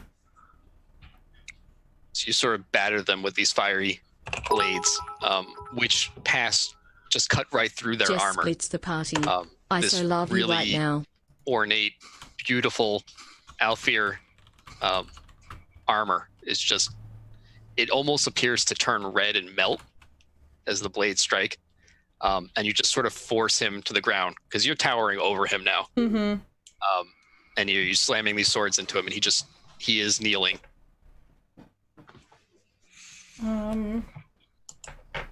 Yeah, because this is a paladin, but he was helping her, right? Yes, this was a paladin who was definitely fighting you. Yeah.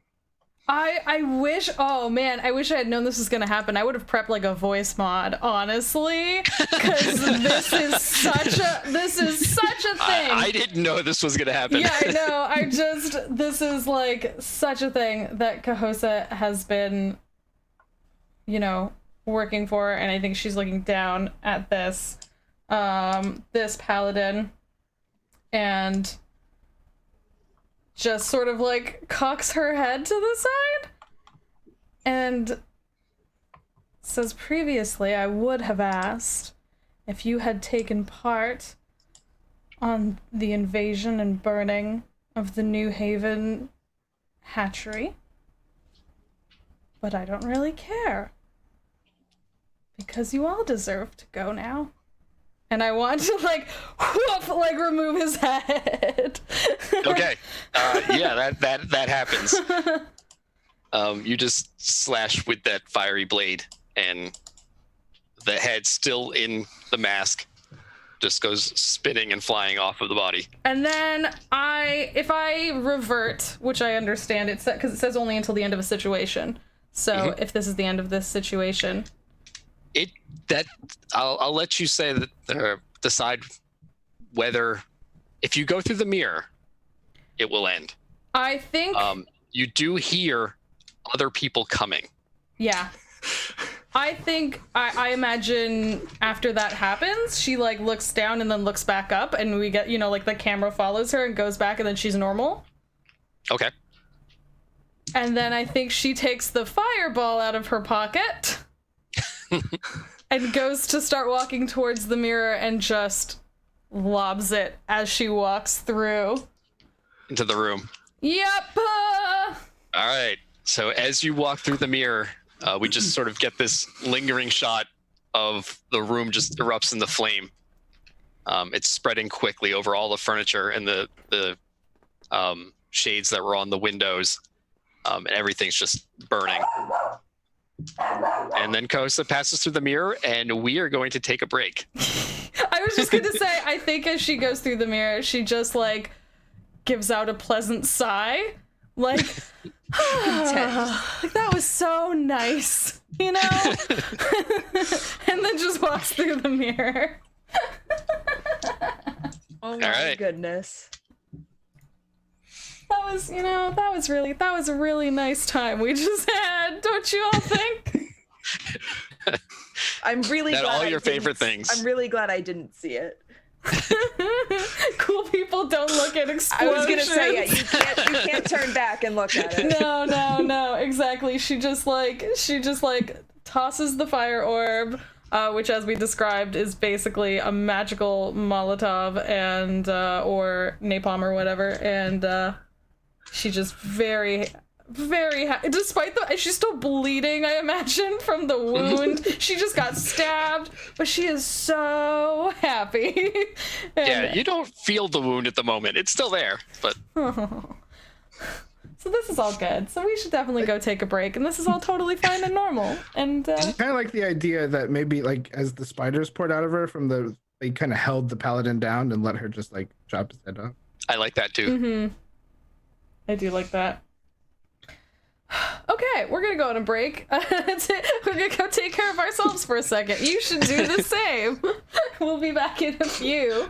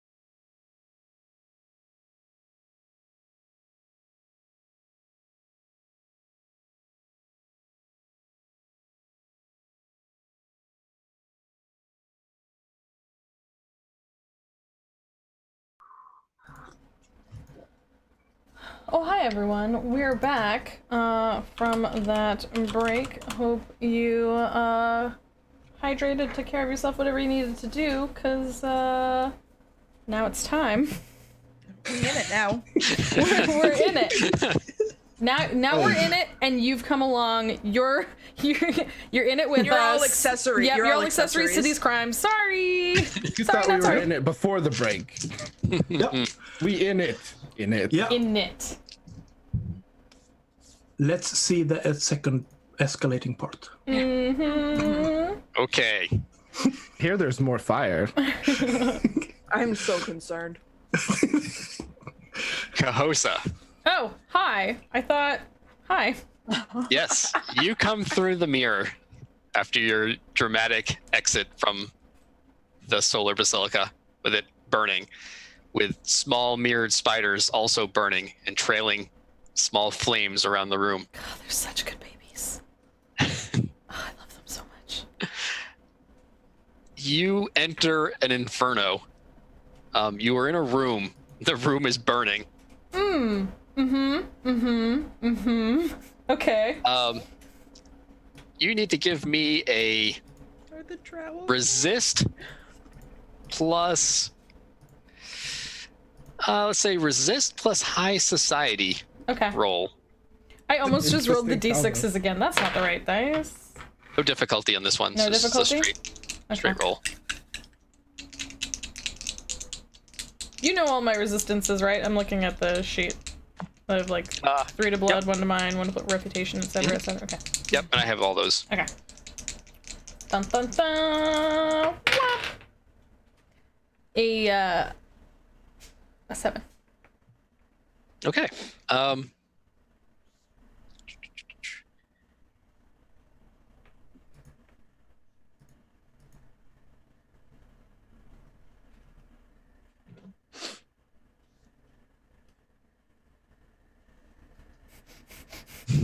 I don't like that it went silent.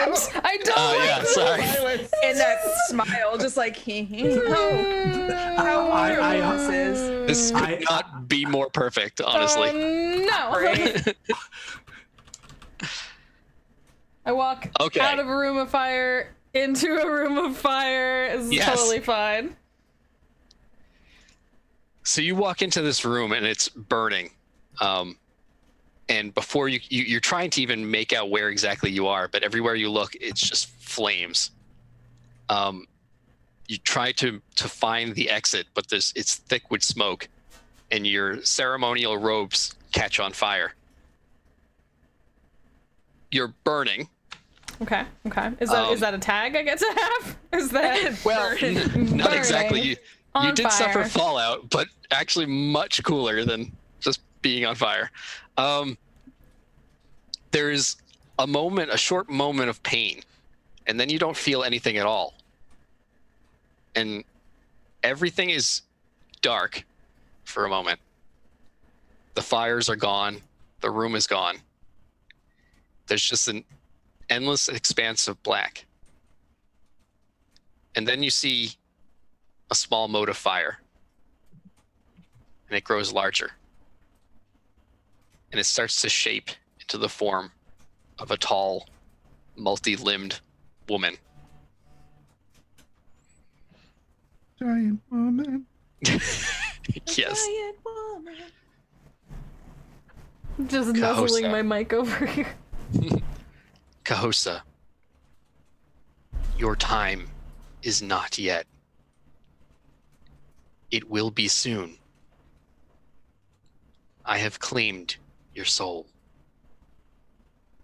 Your soul belongs to vengeance. But not yet. And then she reaches and she takes you into an embrace with all of her many arms. And when she does so, all you can see again is fire. And then you're back in the room. And your robes have mostly burned away. They're just clinging to you like in ashen pieces. But you throw yourself out of a door. And you are on the second floor, the landing of the gallery. You see below you, you see your three companions, Torith, Imogene, and Mirabelle, are on the ground. You see Calixte, who has dropped her form as Madame Faye Aranian and is now just a drow elf. She is wearing a mask, but her hair is long and straight and is very pure white. And she is now slightly shorter than she was when she was in the Madame Faye Aranian. You also see a number of mirror-masked individuals who are assembled behind her. You see Paris. Yeah, you see Paris Last Day of Harvest, the proprietor of the gallery. And he is standing next to a woman who is wearing a half mask covering her mouth. Most of the gallery boxes, the glass cases that the drow would be exhibited in, are empty, except for 3. And you just stumble out onto this landing, your clothes like still smoldering and burning. And sort of all eyes turn up and look at you.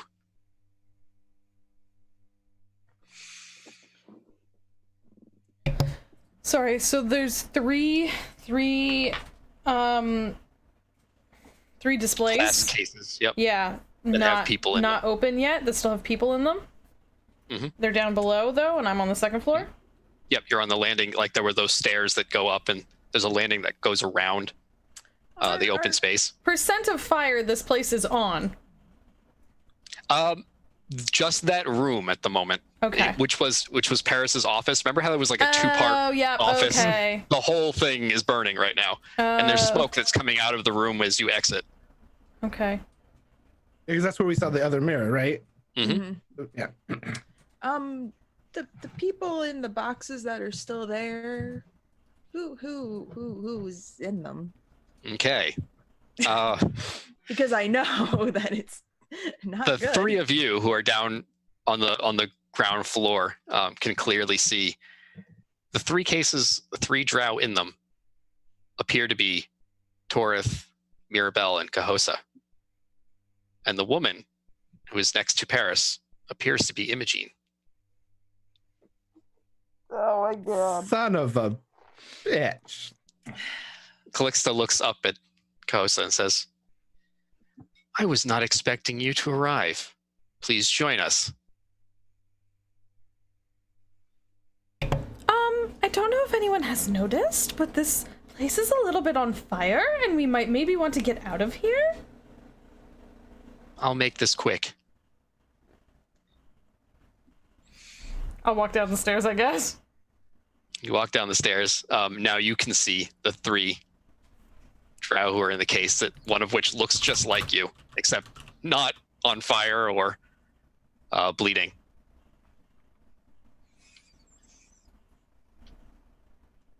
Calixte turns to the 3 of you and says, I offered you an opportunity. I offered you an opportunity to walk away with your sanity and your lives. Instead, I'm going to destroy you. And she indicates to the 3 cases.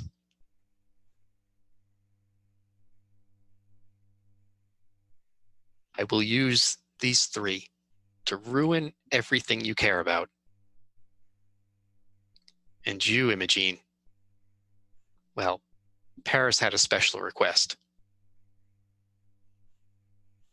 And you can see like the second Imogene is just standing next to him, and he's tall to begin with, so he sort of looms over her.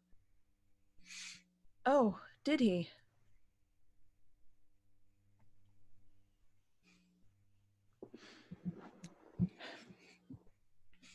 Well, it's a little hard to ruin what you care about when there isn't really that much to care about, so Your threats are empty here. For as long as you live, you'll just have to endure the fact that this one will take your place without a voice by Paris' side.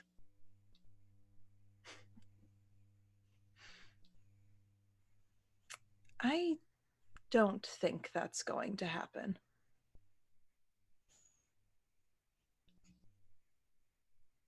Well, and she indicates to the crowd of mirror-masked cultists that she has. I would say you are slightly outnumbered. Yes, Nicholas? I want to cast a spell. Yes. What? A man with a gun. I knew it. You bastard. For everybody else, read what that is, because it's one of my favorite spells. When in doubt, have a man come through a door with a gun in his hand. Roll Fight Occult to cast a spell. If you succeed, a person with a gun of any ancestry or gender, it doesn't have to be a man, it's just the name of the spell, enters the room you're currently standing in. You do not get to say who they are, whose side they're on, or what they want, but you can guarantee that someone with a loaded gun will walk into this room as long as there's a reasonable entry point for them to walk through. All right, so make the roll. Yeah. There's no difficulty for this because it's not directed at someone. Yeah, it's Fight an Occult, and I have Occult, so 2 dice. Can it please? That's a 9. Oh, can it please be Florentine? I like that idea. I like that idea a lot. Just saying. I feel like that would go really well. And he was a man with a gun. Well. Yes. He was a man with several guns. Yep. So what did you get? Handgun. A 9. Okay. So yeah, you're the most familiar with Florentine. Florentine walks into the gallery with a gun. Yeah, and he probably has gotten that mask that I was going to take, the murder mask that looks like a molten beeswax dripping down. It's a different kind of unsettling from the, From the owl mask? Yeah. All right, so Florentine walks in with this weird molten mask, but the three of you recognize Florentine, mask or no mask. You just know, and you're not sure where Florentine came from, where Florentine has been this entire time, but Florentine is here now with a gun. And what's Florentine going to do with this gun? I think I have given him up as a character because otherwise, I will be playing 2, so that's up to the GM. Okay. I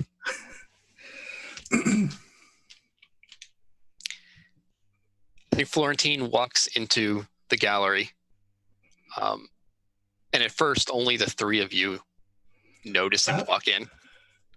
But I do remember he was the one that tried to smash the mirror in Calixte's place.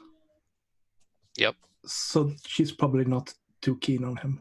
Right, but Florentine comes in through the main entrance of the gallery, which, because everybody is sort of assembled in here, is not really under any sort of guard. The three of you are facing where Florentine comes in. The rest of the group is not, because they're facing you. So Florentine comes in and levels this gun at Calixte and fires. I believe I still have Florentine's stats. I can look them up otherwise. Maybe I don't. But I know you had Fight, I believe. Yeah, Fight, High Society, Order, and Academia. Okay. For the domains.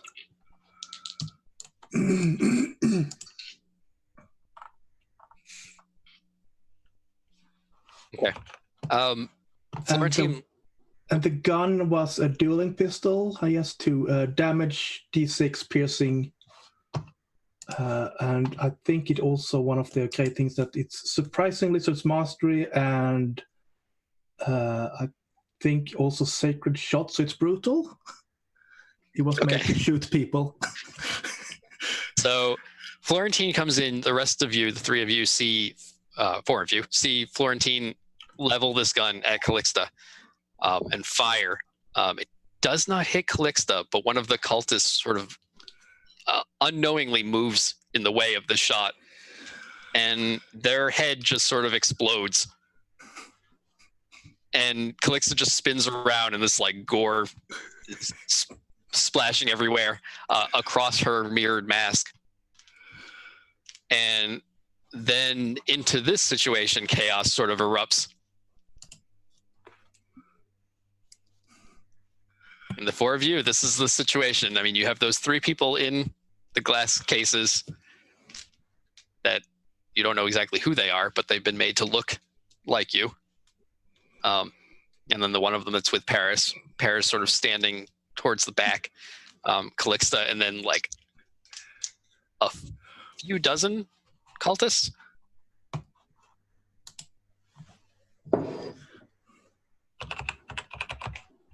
I don't hear you, Megan. Damn it. All right, better. Imogene's gonna look to Paris and be like, "You're satisfied with this?" Paris he doesn't say anything. He just gives you a look. And you gather that he is perhaps never fully satisfied. Well, obviously not. He can't have this. He just had to get the knockoff version.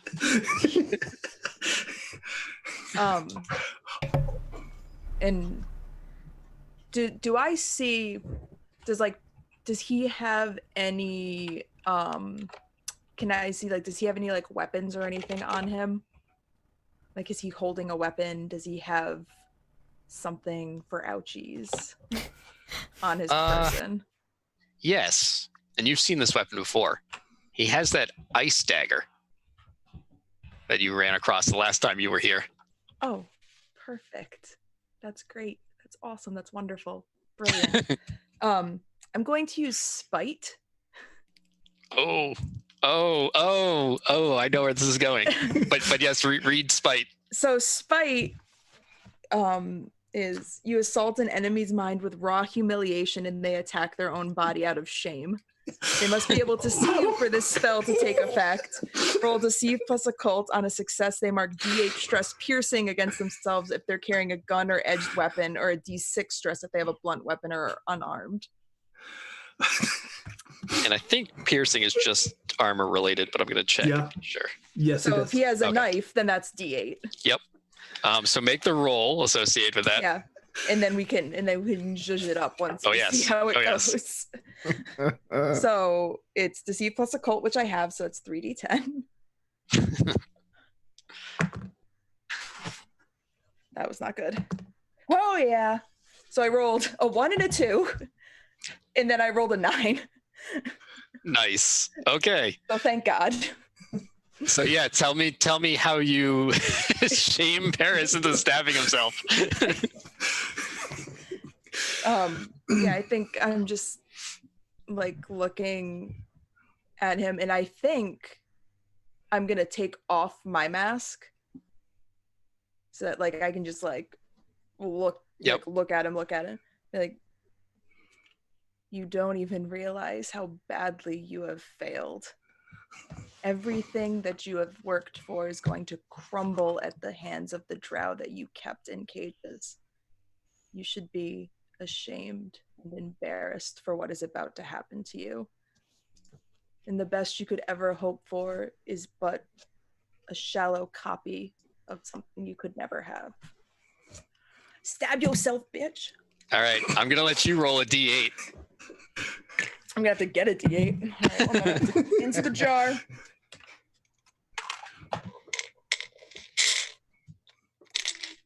It's the one that I want.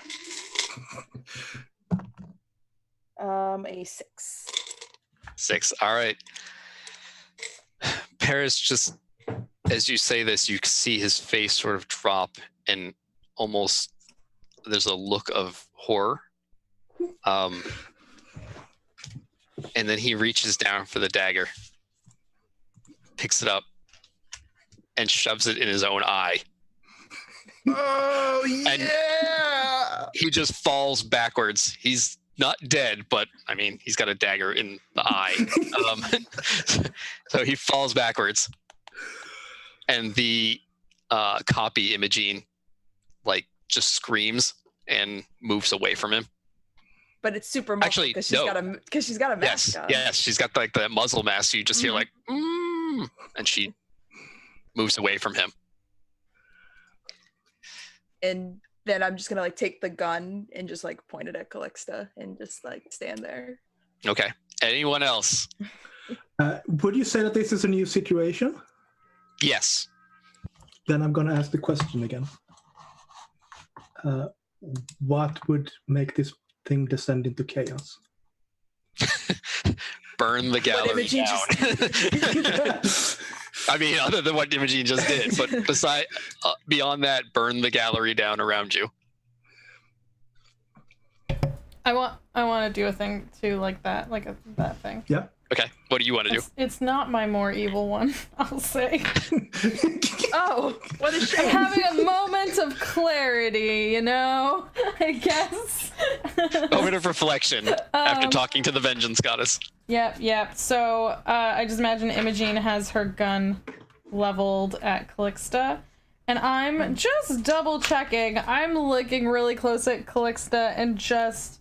I'm trying to see what she's trying to protect. Okay. It's my protector's eyes, literally the... Once per situation, I can ask the GM. You very calmly look straight at her.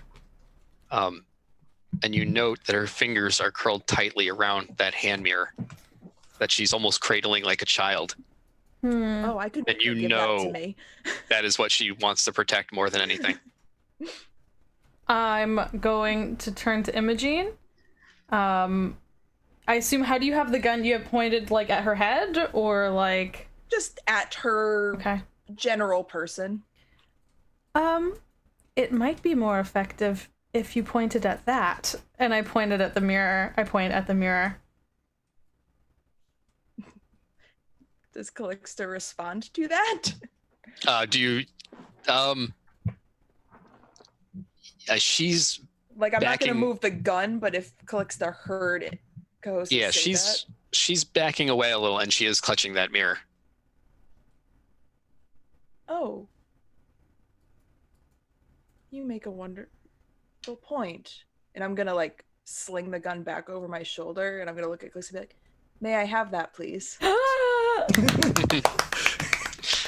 Because it's once per situation. Yep.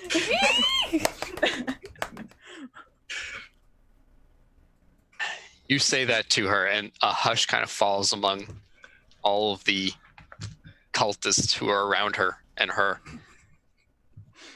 She looks down, and she is holding this thing, you know, like a child, pretty much. Her fingers are like white knuckled wrapped around this mirror. She looks up at you, and her eyes are wide. And slowly, her arms, like, handed to you, but she's trying to fight that. But you can't. I will very gingerly take it from her. Be like, thank you so much. And I'm just gonna take a look at it. Does it does it look... Oh god, mirror Imogene. No. Not in it. A very tiny mirror Imogene comes out of the hand mirror. Oh my god, like a little ballerina on... We're gonna have a sitcom together. Sits on your shoulder. Yeah. No, it's a very ornate and expensive golden mirror. But the reflection on it swims and moves as if the surface of the mirror were water, and it shimmers. Can I touch it?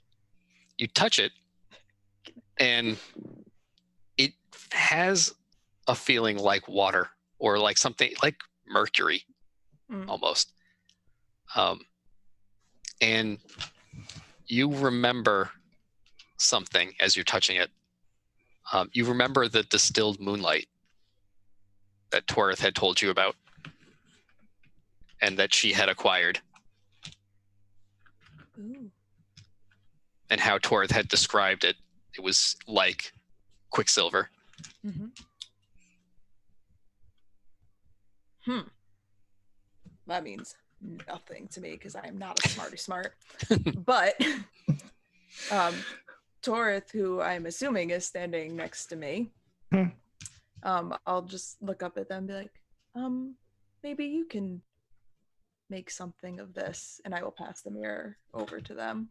I will take the mirror. Okay. You see the sort of swimming surface and the shimmering on the mirror image, and you sort of automatically know that this was constructed using the distilled moonlight. Can I figure out how to make it no longer important to Calixte? Yeah. That's a good way to phrase it. Yeah. Give me a fix plus occult. Oh, good. I get Like, 3. would you know what that does, Dusty? Like, would you know why having a mirror of distilled moonlight would like be a thing? Well, we'll see. I think I'm going to wrap that into this roll. Excellent. How about a 9? Okay. That's pretty good. You know a few things about this. You know that this mirror is an extremely powerful artifact. You also know that it's not an occult artifact. It's a divine artifact. It is made in the image of the masked god, and it's a tool to the masked god, which is why it was so important to her. You suspect that the mirror was used to create these other duplicates that you see in the glass display cases and backing away from Paris. Very unfortunate Paris. And you believe it would not be easy, but that you could destroy it. Would I know how? Let me see. Have anything in particular that would apply?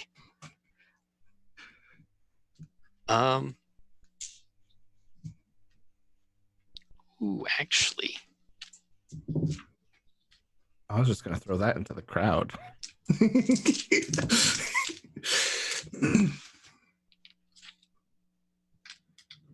There's 0 popping up in it. You know that destroying it would be difficult, possibly not impossible, but you do know that you could make this thing disappear into the lock stacks of the Vermissian. That's what I was thinking. So that none would remember it exists. Yeah, that's what I was going to do.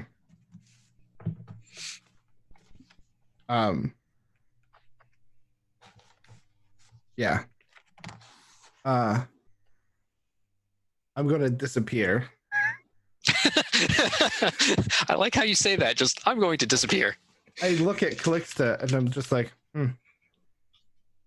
I don't seem to recall what this is. And I disappear into the lock stacks. Okay.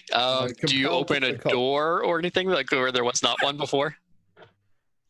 I think a door just as I'm saying that, a door just appears behind me and swings open, and I step backwards, and the door closes. Okay. The mirror it's sort of like just this metal door with all these like really ornate carvings, and it just sort of slowly creaks open. Full Metal Alchemist style, if anyone's ever seen that, in the doors in between the worlds. And I just step back into like this darkness, and it closes. Like there's like this etching of a book that closes. But Torith and the mirror vanish, and Calixte screams. And in this lock stacked where there's tons of weird items, I set it on a shelf and I look in it and I'm just like, as long as it's possible, they will not remember you. Yeah, it joins the many other artifacts and memories of lost timelines in the lock stacks. Let me roll compel and occult and see if this actually works. Which I think I have all of those. Yes, you do. Calixte is screaming and then just stops and doesn't know why she was screaming. Yes, 7, 4, and a 10. Hell yeah! Yep, that works. I was going to use that. Didn't happen if I didn't roll well anyway. So yes, the three of you who are still not in the lock stacks, Calixte does scream, and then the scream sort of fades off, and she looks perplexed. And you can see her fingers sort of moving, like she's imagined something was in her hands that's not there anymore, but she can't place what it was or where it went. And then those same doors reappear, and I step out with a smile on my face. And they close and the door disappears. Calixte backs up a few more steps into the crowd of her own cultists, confused.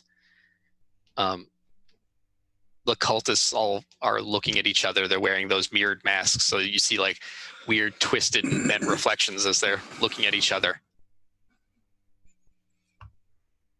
You see Paris sort of moaning, curled up on the ground, a pool of blood appearing underneath him. The duplicate of Imogene inching her way towards the door of the gallery, and the three other duplicates in their glass displays. I want to level the gun at the fake Imogene who's trying to get it back. I wouldn't do that if I were you. She stops, inching backwards.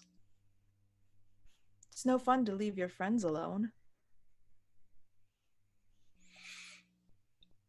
Calixte she's surrounded by these equally confused cultists and looks to the four of you. What have you done? What have you done? You've done nothing. What we came here to do, and now we're just going to be on our way if it's all the same.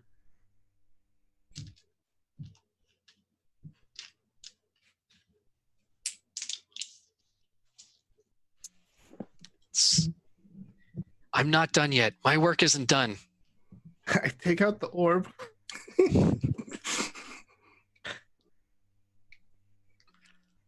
His work is done. Your work is done. And I throw it at her feet. All right. Yeah, I don't think you need to roll for this. You're just throwing a basically alchemist fire. You don't need an exact hit.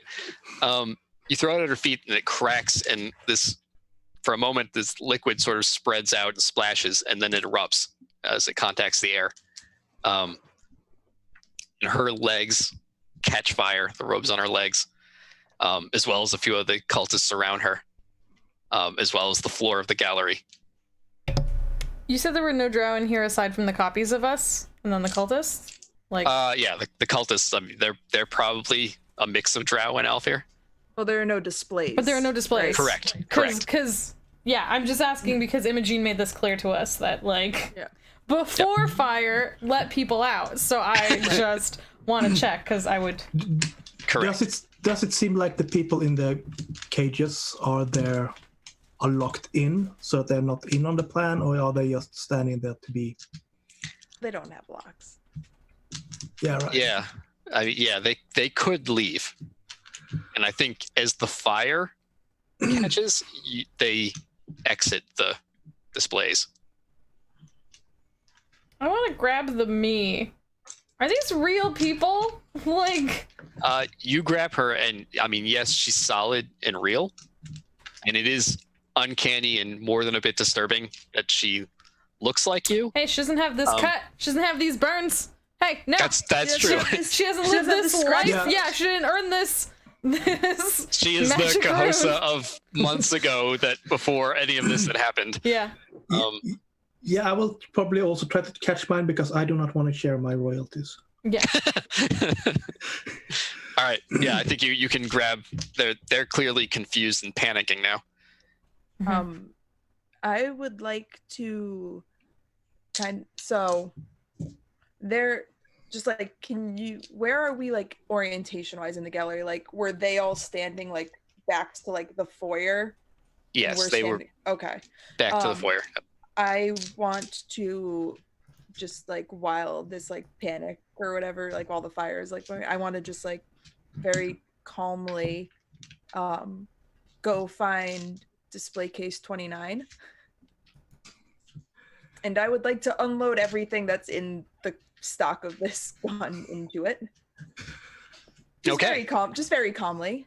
I love that. So the rest of you see Imogene just stroll over to one particular empty display case. And basically the way this shotgun works, you have to fire and you have to reload. Mm-hmm. But basically you do that. You fire. The glass at first doesn't completely shatter. There's something about it that it's stronger than just everyday glass.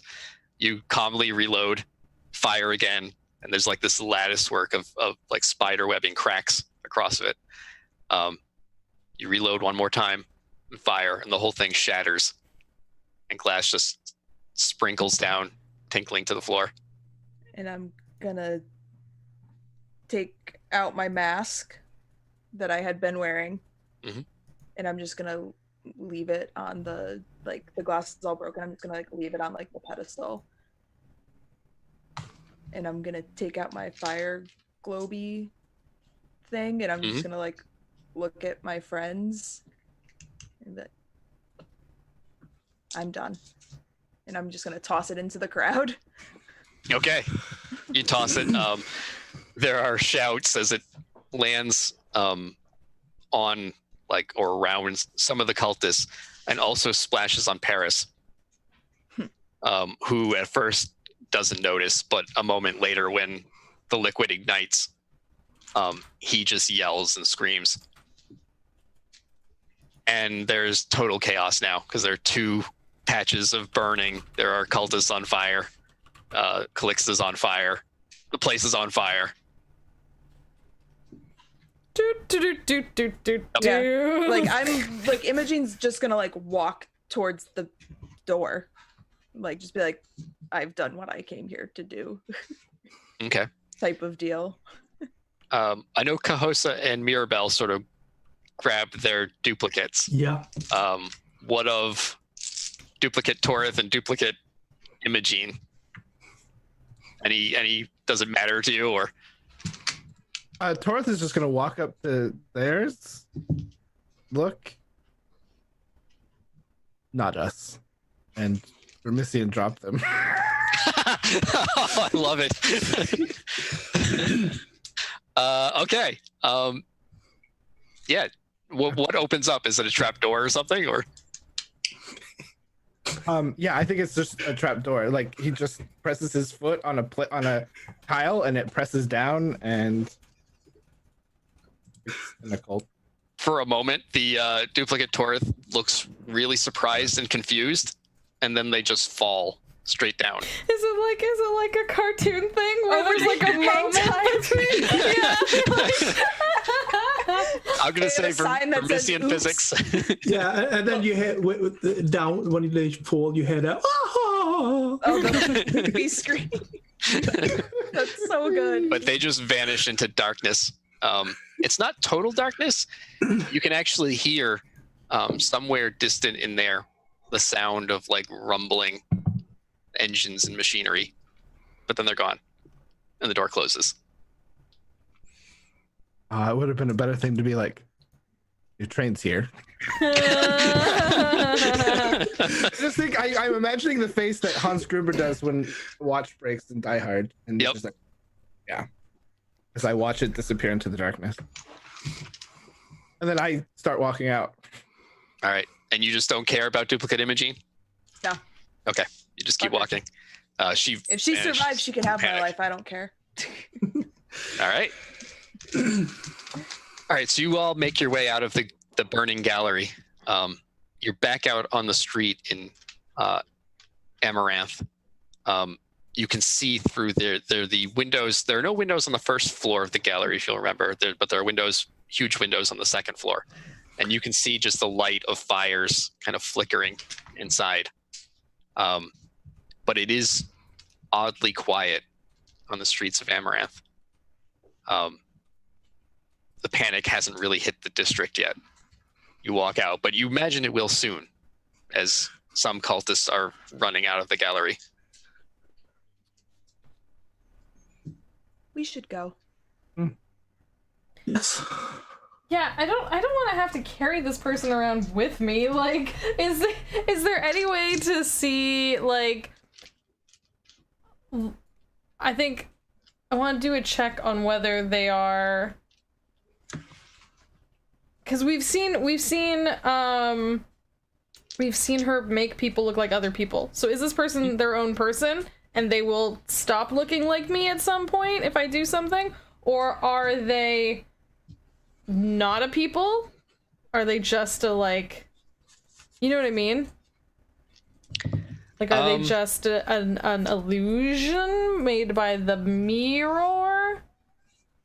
Give me, they're not an illusion, but give me a investigate. Do they plus, set off my magic eyeballs?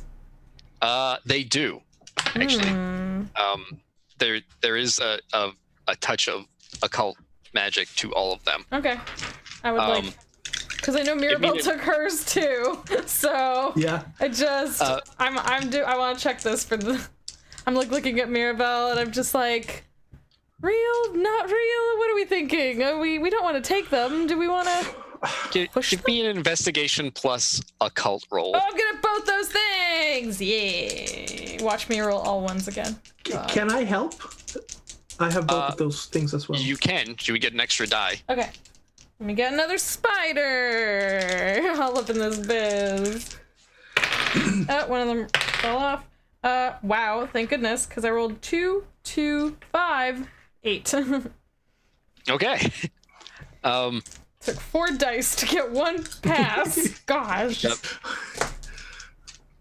You sort of study her features and the outline of occult magic that sort of crawls across her skin. It actually looks like jagged edges of reflective surface are all around her. You know this is some sort of enchantment put in place by the masked god. You suspect that as the masked god's hold on the spire weakens, that this may eventually fade.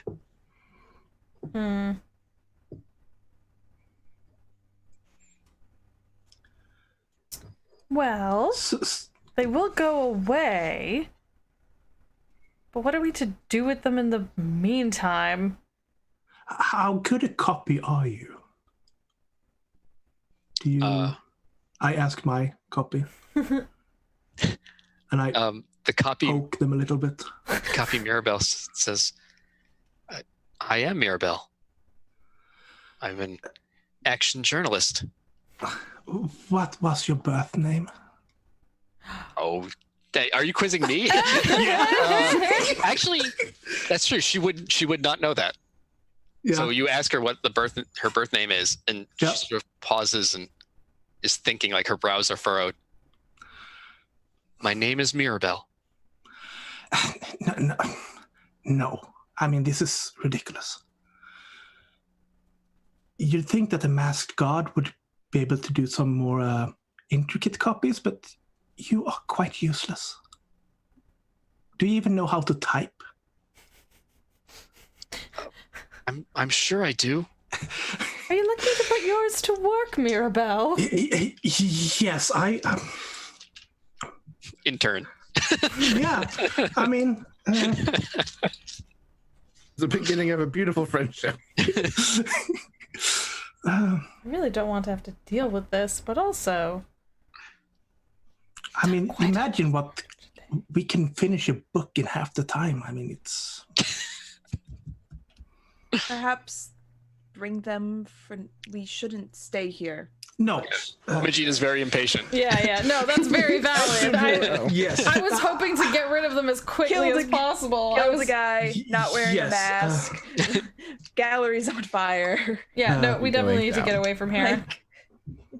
I'm not eager to stay in Spire. I want to use the next logical step. Mm. This stuff you alright itself. Once possession, you can declare something's present in the world as if it were there in a schlocky Pulp Fiction novel. Okay. So I will pull out her real identifications from her pocket. Oh, okay. Sure. So I know what her name is.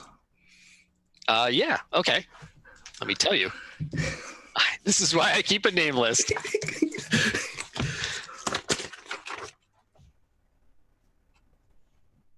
You pull out a card from her pocket, and it says that her name is Artemis. What was it? Artemis. Yeah. So, Artemis, I will find you. But to make it easy, perhaps we could reconvene tomorrow morning down in the works. There's this small restaurant there by the just next to the big printer, and we will discuss your future survivability.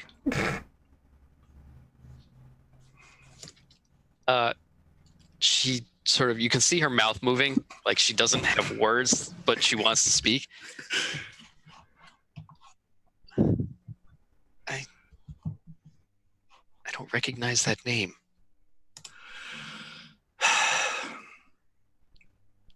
But you have to learn then. You have 1 day. You have 2 days. So then fuck off and learn a little bit about the world. She just sort of looks at you wide-eyed, and then she runs. She may have gotten your message. It's hard to tell, but she's out of here now. Question your people skills. I mean, sometimes you need to have good people skills, or sometimes you need to have bad. Okay, so does not compute. No, you just ask people nicely and they do stuff for you. So yes. So you all have to leave. Yeah, we're leaving. Leave. Yeah, we're walking. I kept assuming we were like 45,000. walking. Leave. I know someone has sneak, correct? I believe it's Mirabelle. Yes. It is not me. Like, it's certainly not me. Nope. Or me. I have a lot of skills, but that is not one of them. So, I don't sneak have a lot of skills. and... So it's going to be sneak plus high society. And I'm going to say if one of the people with high society wants to help the roll. Yeah, I can help. I've got. That's good because I do not have high society. Yep. I shall help. That's an 8. Okay. Hell yeah. So Mirabelle and Imogene sort of lead you out. Mirabelle sort of sticking to the shadows wherever they are, and Imogene guiding you out of Amaranth from her familiarity with the district.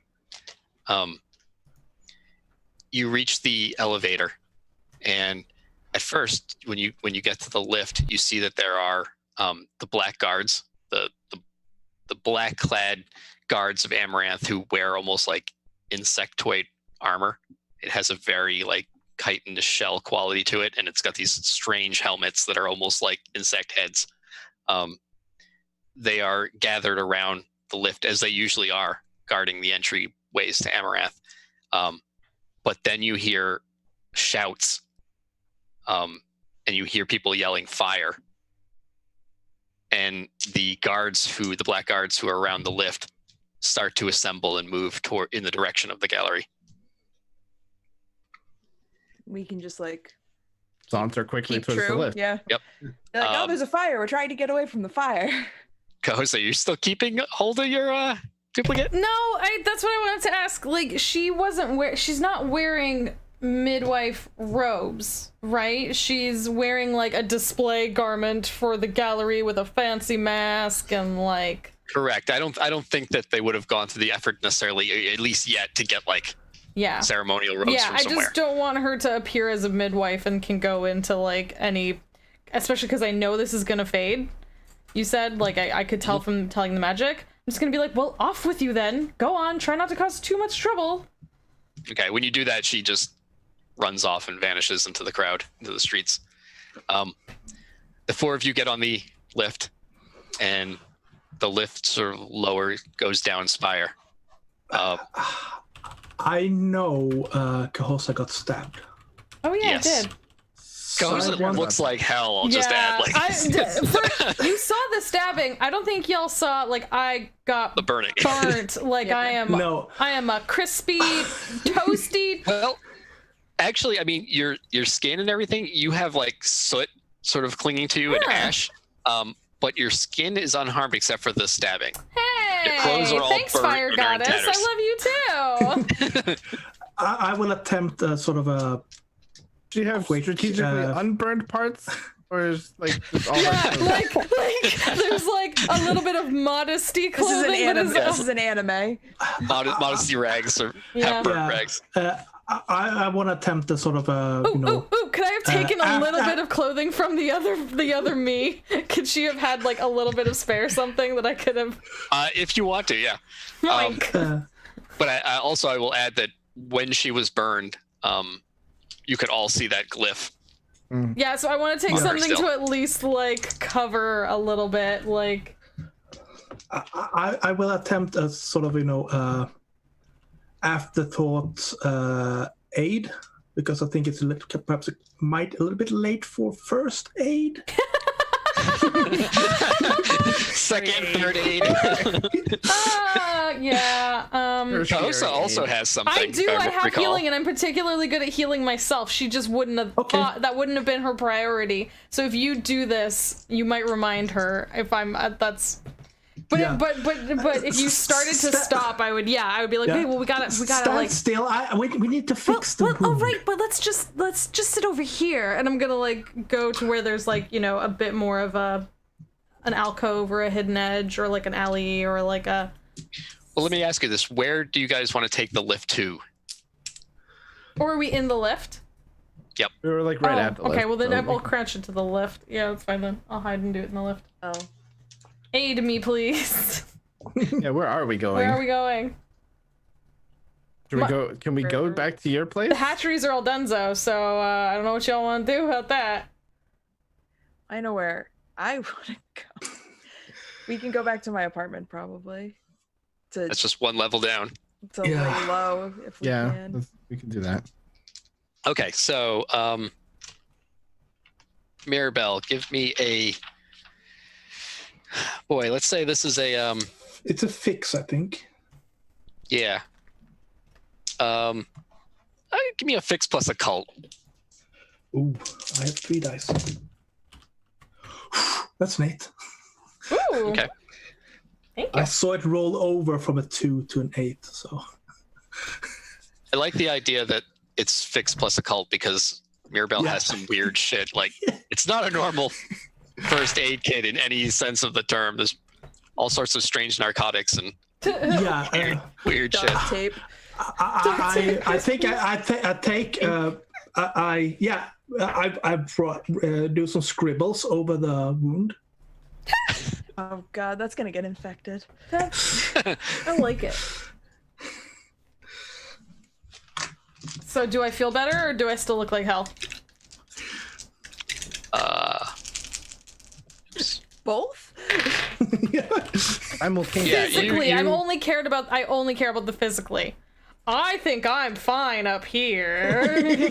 So it makes a slight difference. I mean, it's better. You are definitely not all good, but it stopped bleeding. Yeah, Mirabelle has stopped the bleeding. Okay, then Because I can heal. Oh, I'm like, oh, yes, you're right. And I'm gonna attempt to heal some of my blood stress. Okay. So that for me is fix plus occult to cast this spell. Okay. On a success, I can remove a d6 of blood stress for myself. Okay, give me a roll. That's it. Oh, a spider! Oh, spider! Oh, Finally, the child! spider. I got a spider. Finally, the spider. The spider has presented itself. All right, roll me a d6. Children. Ooh. You actually get a plus one to it. God. So 10.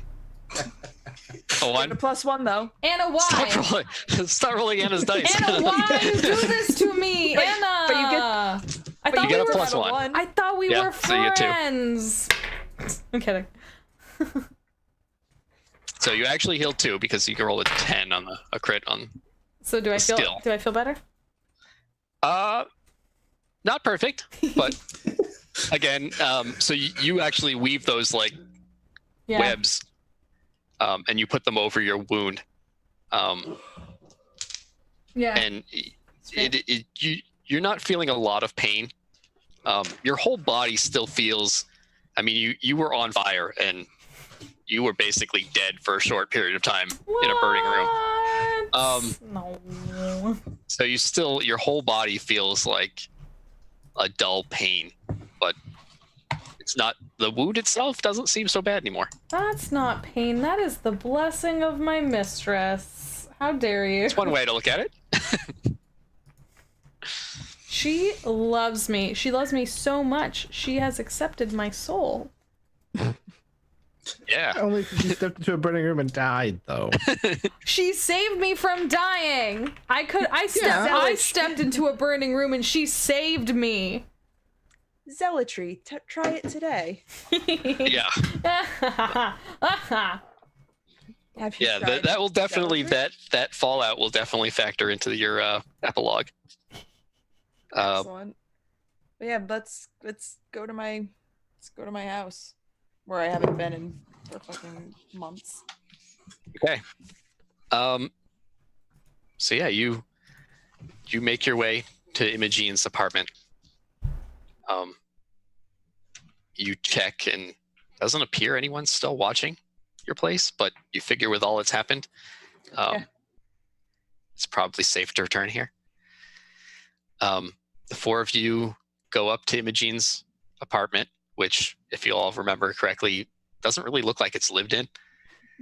But it has a very large closet. It's a very large closet. Yeah. I think I think Imogene's time just like, make yourself at home. There's no food or anything, and I'm gonna go like change out of my clothes into like something that's not burned in that I've been living in forever. Yeah, I think like the 4 of you are all sort of like in a weird, like the adrenaline is now like crashing, and you're just in this apartment, and Imogene is just changing out of her like destroyed, ruined, burnt clothes into like some normal clothes. Just as you do. Normal. As normal as it gets for Imogene. I go over to one of the drawers and just open up the drawers, and there's clothes for everyone else. Myself. For me too. All right. There are the ceremonial midwife robes. Oh, so much better. Torith, you are a treasure. Thank you. Yes, we are. I guess. Yeah. These look good. You can keep the replacement boots. I keep the ones I got. Mirabelle's very worn boots from the streets of the works. But yeah, the 4 of you sort of get dressed. Imogene, you look in the mirror and your makeup is just slightly smudged and out of sorts. I fix it. You fix it, yeah. That's what I figured you were gonna say immediately. You fix it. Yeah, and now the 4 of you, is there anything you want to do before we sort of close out for today? No, what I want to do can wait till next time. It's like a nothing. Imogene doesn't have food in her house, but does she have tea? Could I make everyone some tea? There's probably tea. It might be crusty old tea. It's mostly. Don't let Mirabelle make it. You never know what'll get added to it. Imogene's probably like, there might be tea or just something to drink if you want to. Well, because I've been here before, but I feel like we haven't been here. Yeah, I think we were on the run for 3 months, so I don't think there's been a restock. But I mean, tea lasts, so I'm gonna go make everyone some tea. I'm gonna put one down in front of Mirabelle and Toreth, and then be like literally waiting outside Imogene's door until she opens it to give her tea. You know what? And I think while I'm in like the room that's actually just the closet, I'm gonna like grab like a bag, like a small bag, and just like start piling like all of my jewelry into it and close it up and like leave it on my stick it on the vanity. Okay. Yeah, Mirabelle will make some intelligible scribbles for notes for the story. Okay. And then sit down, lean against one of the walls, and then fall asleep, and then mutter,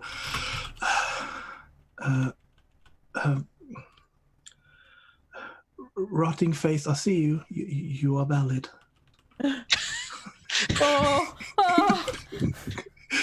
I think Imogen definitely doesn't sit like she'll take the tea and then just kind of like perches like in the doorway of the room,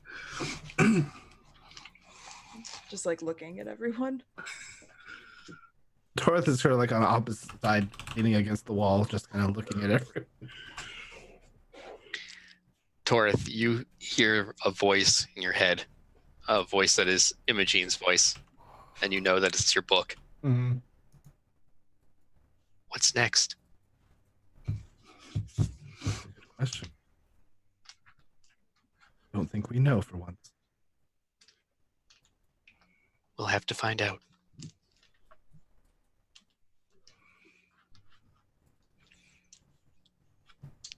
And I think camera sort of pulls back and away. The four of you in this apartment. It swings back up Spire to Amaranth. The gallery burning. The survivors scattered everywhere. Paris did not make it out of the gallery. Oh, Muffin, poor thing. What a shame.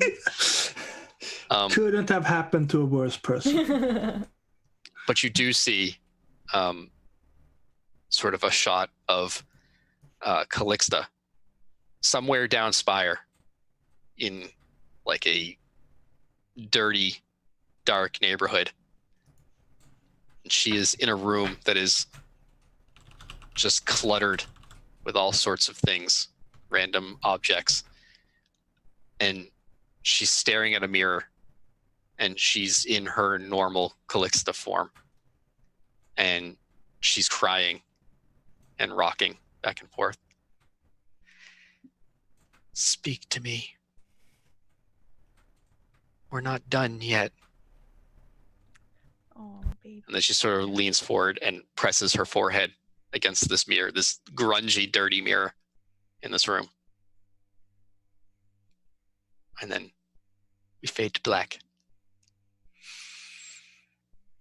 We did the thing, guys. We did. Whew. For a second, I thought he was going to say the skeletal hand reaches out of the fire of Calixte. And I was thinking from Terminator. When she leaned into the mirror and leaning her forehead on it, the mirror just comes up with like big teeth, goes chompa chompa. But yeah, most of you made it out pretty well. Cahoe says it's a whole story, but I think am I still unstressed? You are. You have no stress. How did you win that Spire? I'm going to assume it's that idle magic, baby. I have made a refresh.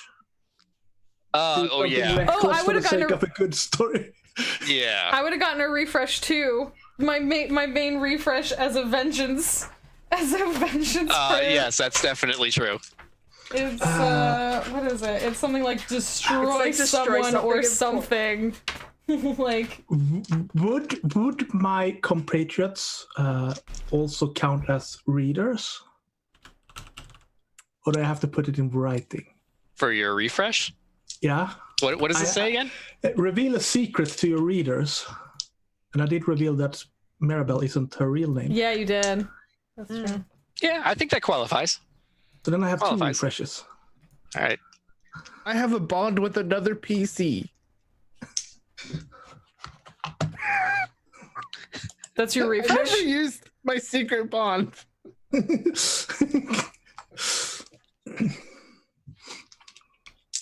Say who it is, what the secret is, and whether they know you know it or not. That's your refresh? No, that's not my refresh. I was gonna say what? I just remembered that I never did a thing. Oh, yep. All right, yeah, it doesn't really matter right now, but yes, you did have some refreshes. So you're not feeling as bad. As bad. But Cahosa has a whole lingering set of issues that is not going to go away. How dare you? You don't say. That is so rude. Cahosa has a lot of baggage. Listen, I got refresh. But it's a matching set. Yes, that is true. It is a really good-looking set of luggage. It's just extremely enormous. Okay.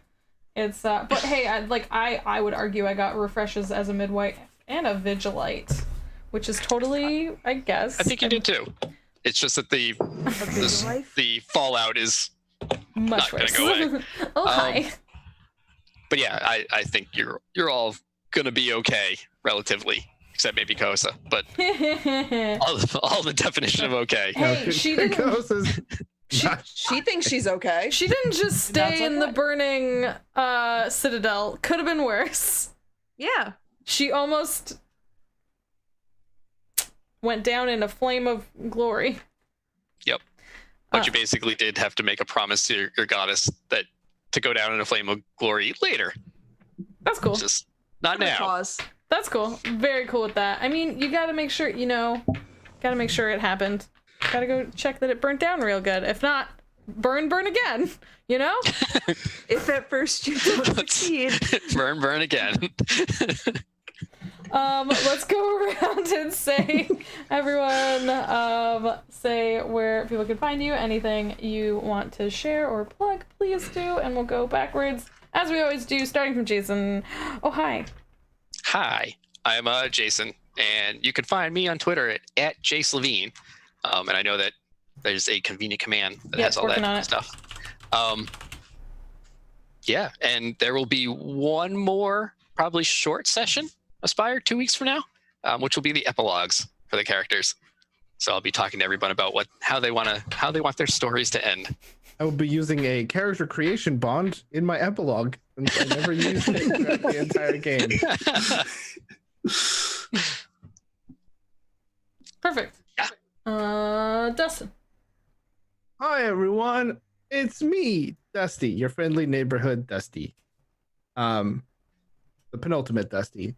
I am at GeoNerd on Twitter. You can often find me here on this channel, playing games with Jess. In fact, we will be playing tonight. We will be streaming some Destiny at 6:30 p.m. EST. So come out for that. It's time for more shenanigans. I will also occasionally run games.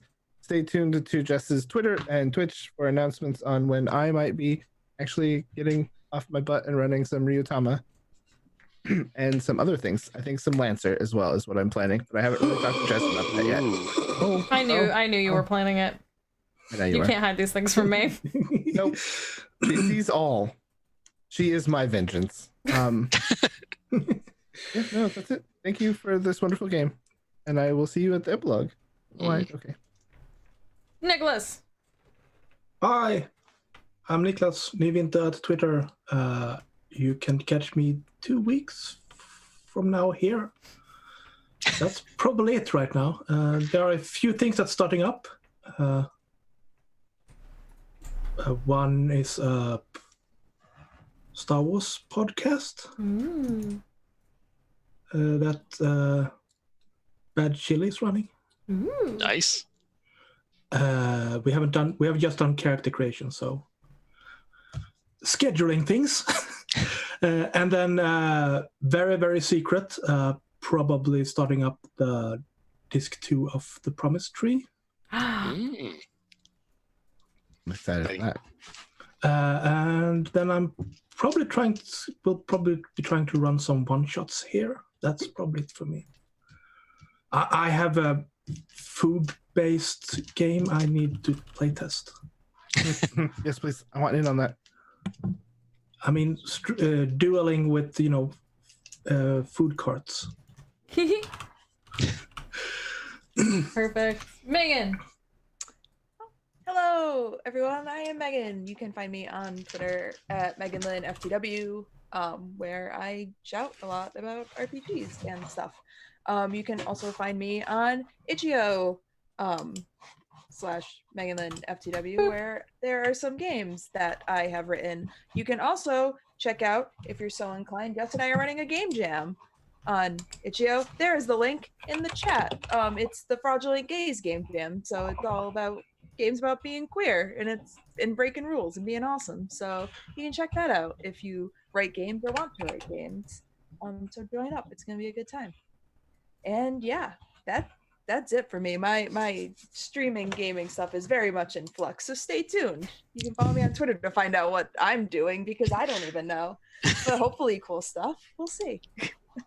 Awesome. Jess. Always cool stuff. Yes, I'm Jess. This is my channel. Thanks for being here. Thanks for hanging out. Hit that follow button if you haven't already. If you're watching later over on YouTube, I don't know why I always do this punching motion when I do this. I apologize. I don't mean to be so violent. It's all that vengeance. But if you're over on YouTube, I will post everyone's links down below so you can find all these cool people, find all the cool stuff they do. Like Megan said, check out the itch.io for both mine and Megan's games, as well as the Fraudulent Case Game Jam, which is going on for a while still. You can check my Patreon, support and get in more games if you want, that sort of thing. I'm already working on both the January and February schedule to see how many more games we can fit into it. See how many games can this sucker fit? We're gonna see how many we can squeeze in here. But like Dustin said, later on tonight, we will be playing Destiny. It is our Saturday night Destiny, which we do. Tomorrow we'll be back to Borderlands with me and Slayer, and it's probably the end. Even though we've said that the last 4 times we played it, we're probably nearing the end of that game. Or I really feel it in my heart of hearts. We're close to the end. I've heard this before. You've never heard it before. It's probably heard this last week. Yes. Listen, I really think we're almost there. I think we're almost at the end of our Borderlands 3 playthrough. It's going very well for us. Our All Sirens playthrough, which we call Siren Song. And on Monday, it's back to Stardew Valley, which I haven't played in a while, and I'm very excited to see all the updates because it's awesome. But yeah, you can find all these cool people. Like I said, their links are in the chat now or down below if you're watching over on YouTube. So thanks so much for hanging out with us. Come back later for more games. Come back other days for other games. And we'll be back with this one with the finale in 2 weeks. Just keep coming back, everyone. Just keep coming back. Yeah, just come back. We enjoy you. Come and hang out with us. We want to hang out and chat and play more games. So let's do that. But until next time, thanks for watching. We'll see you later. Bye.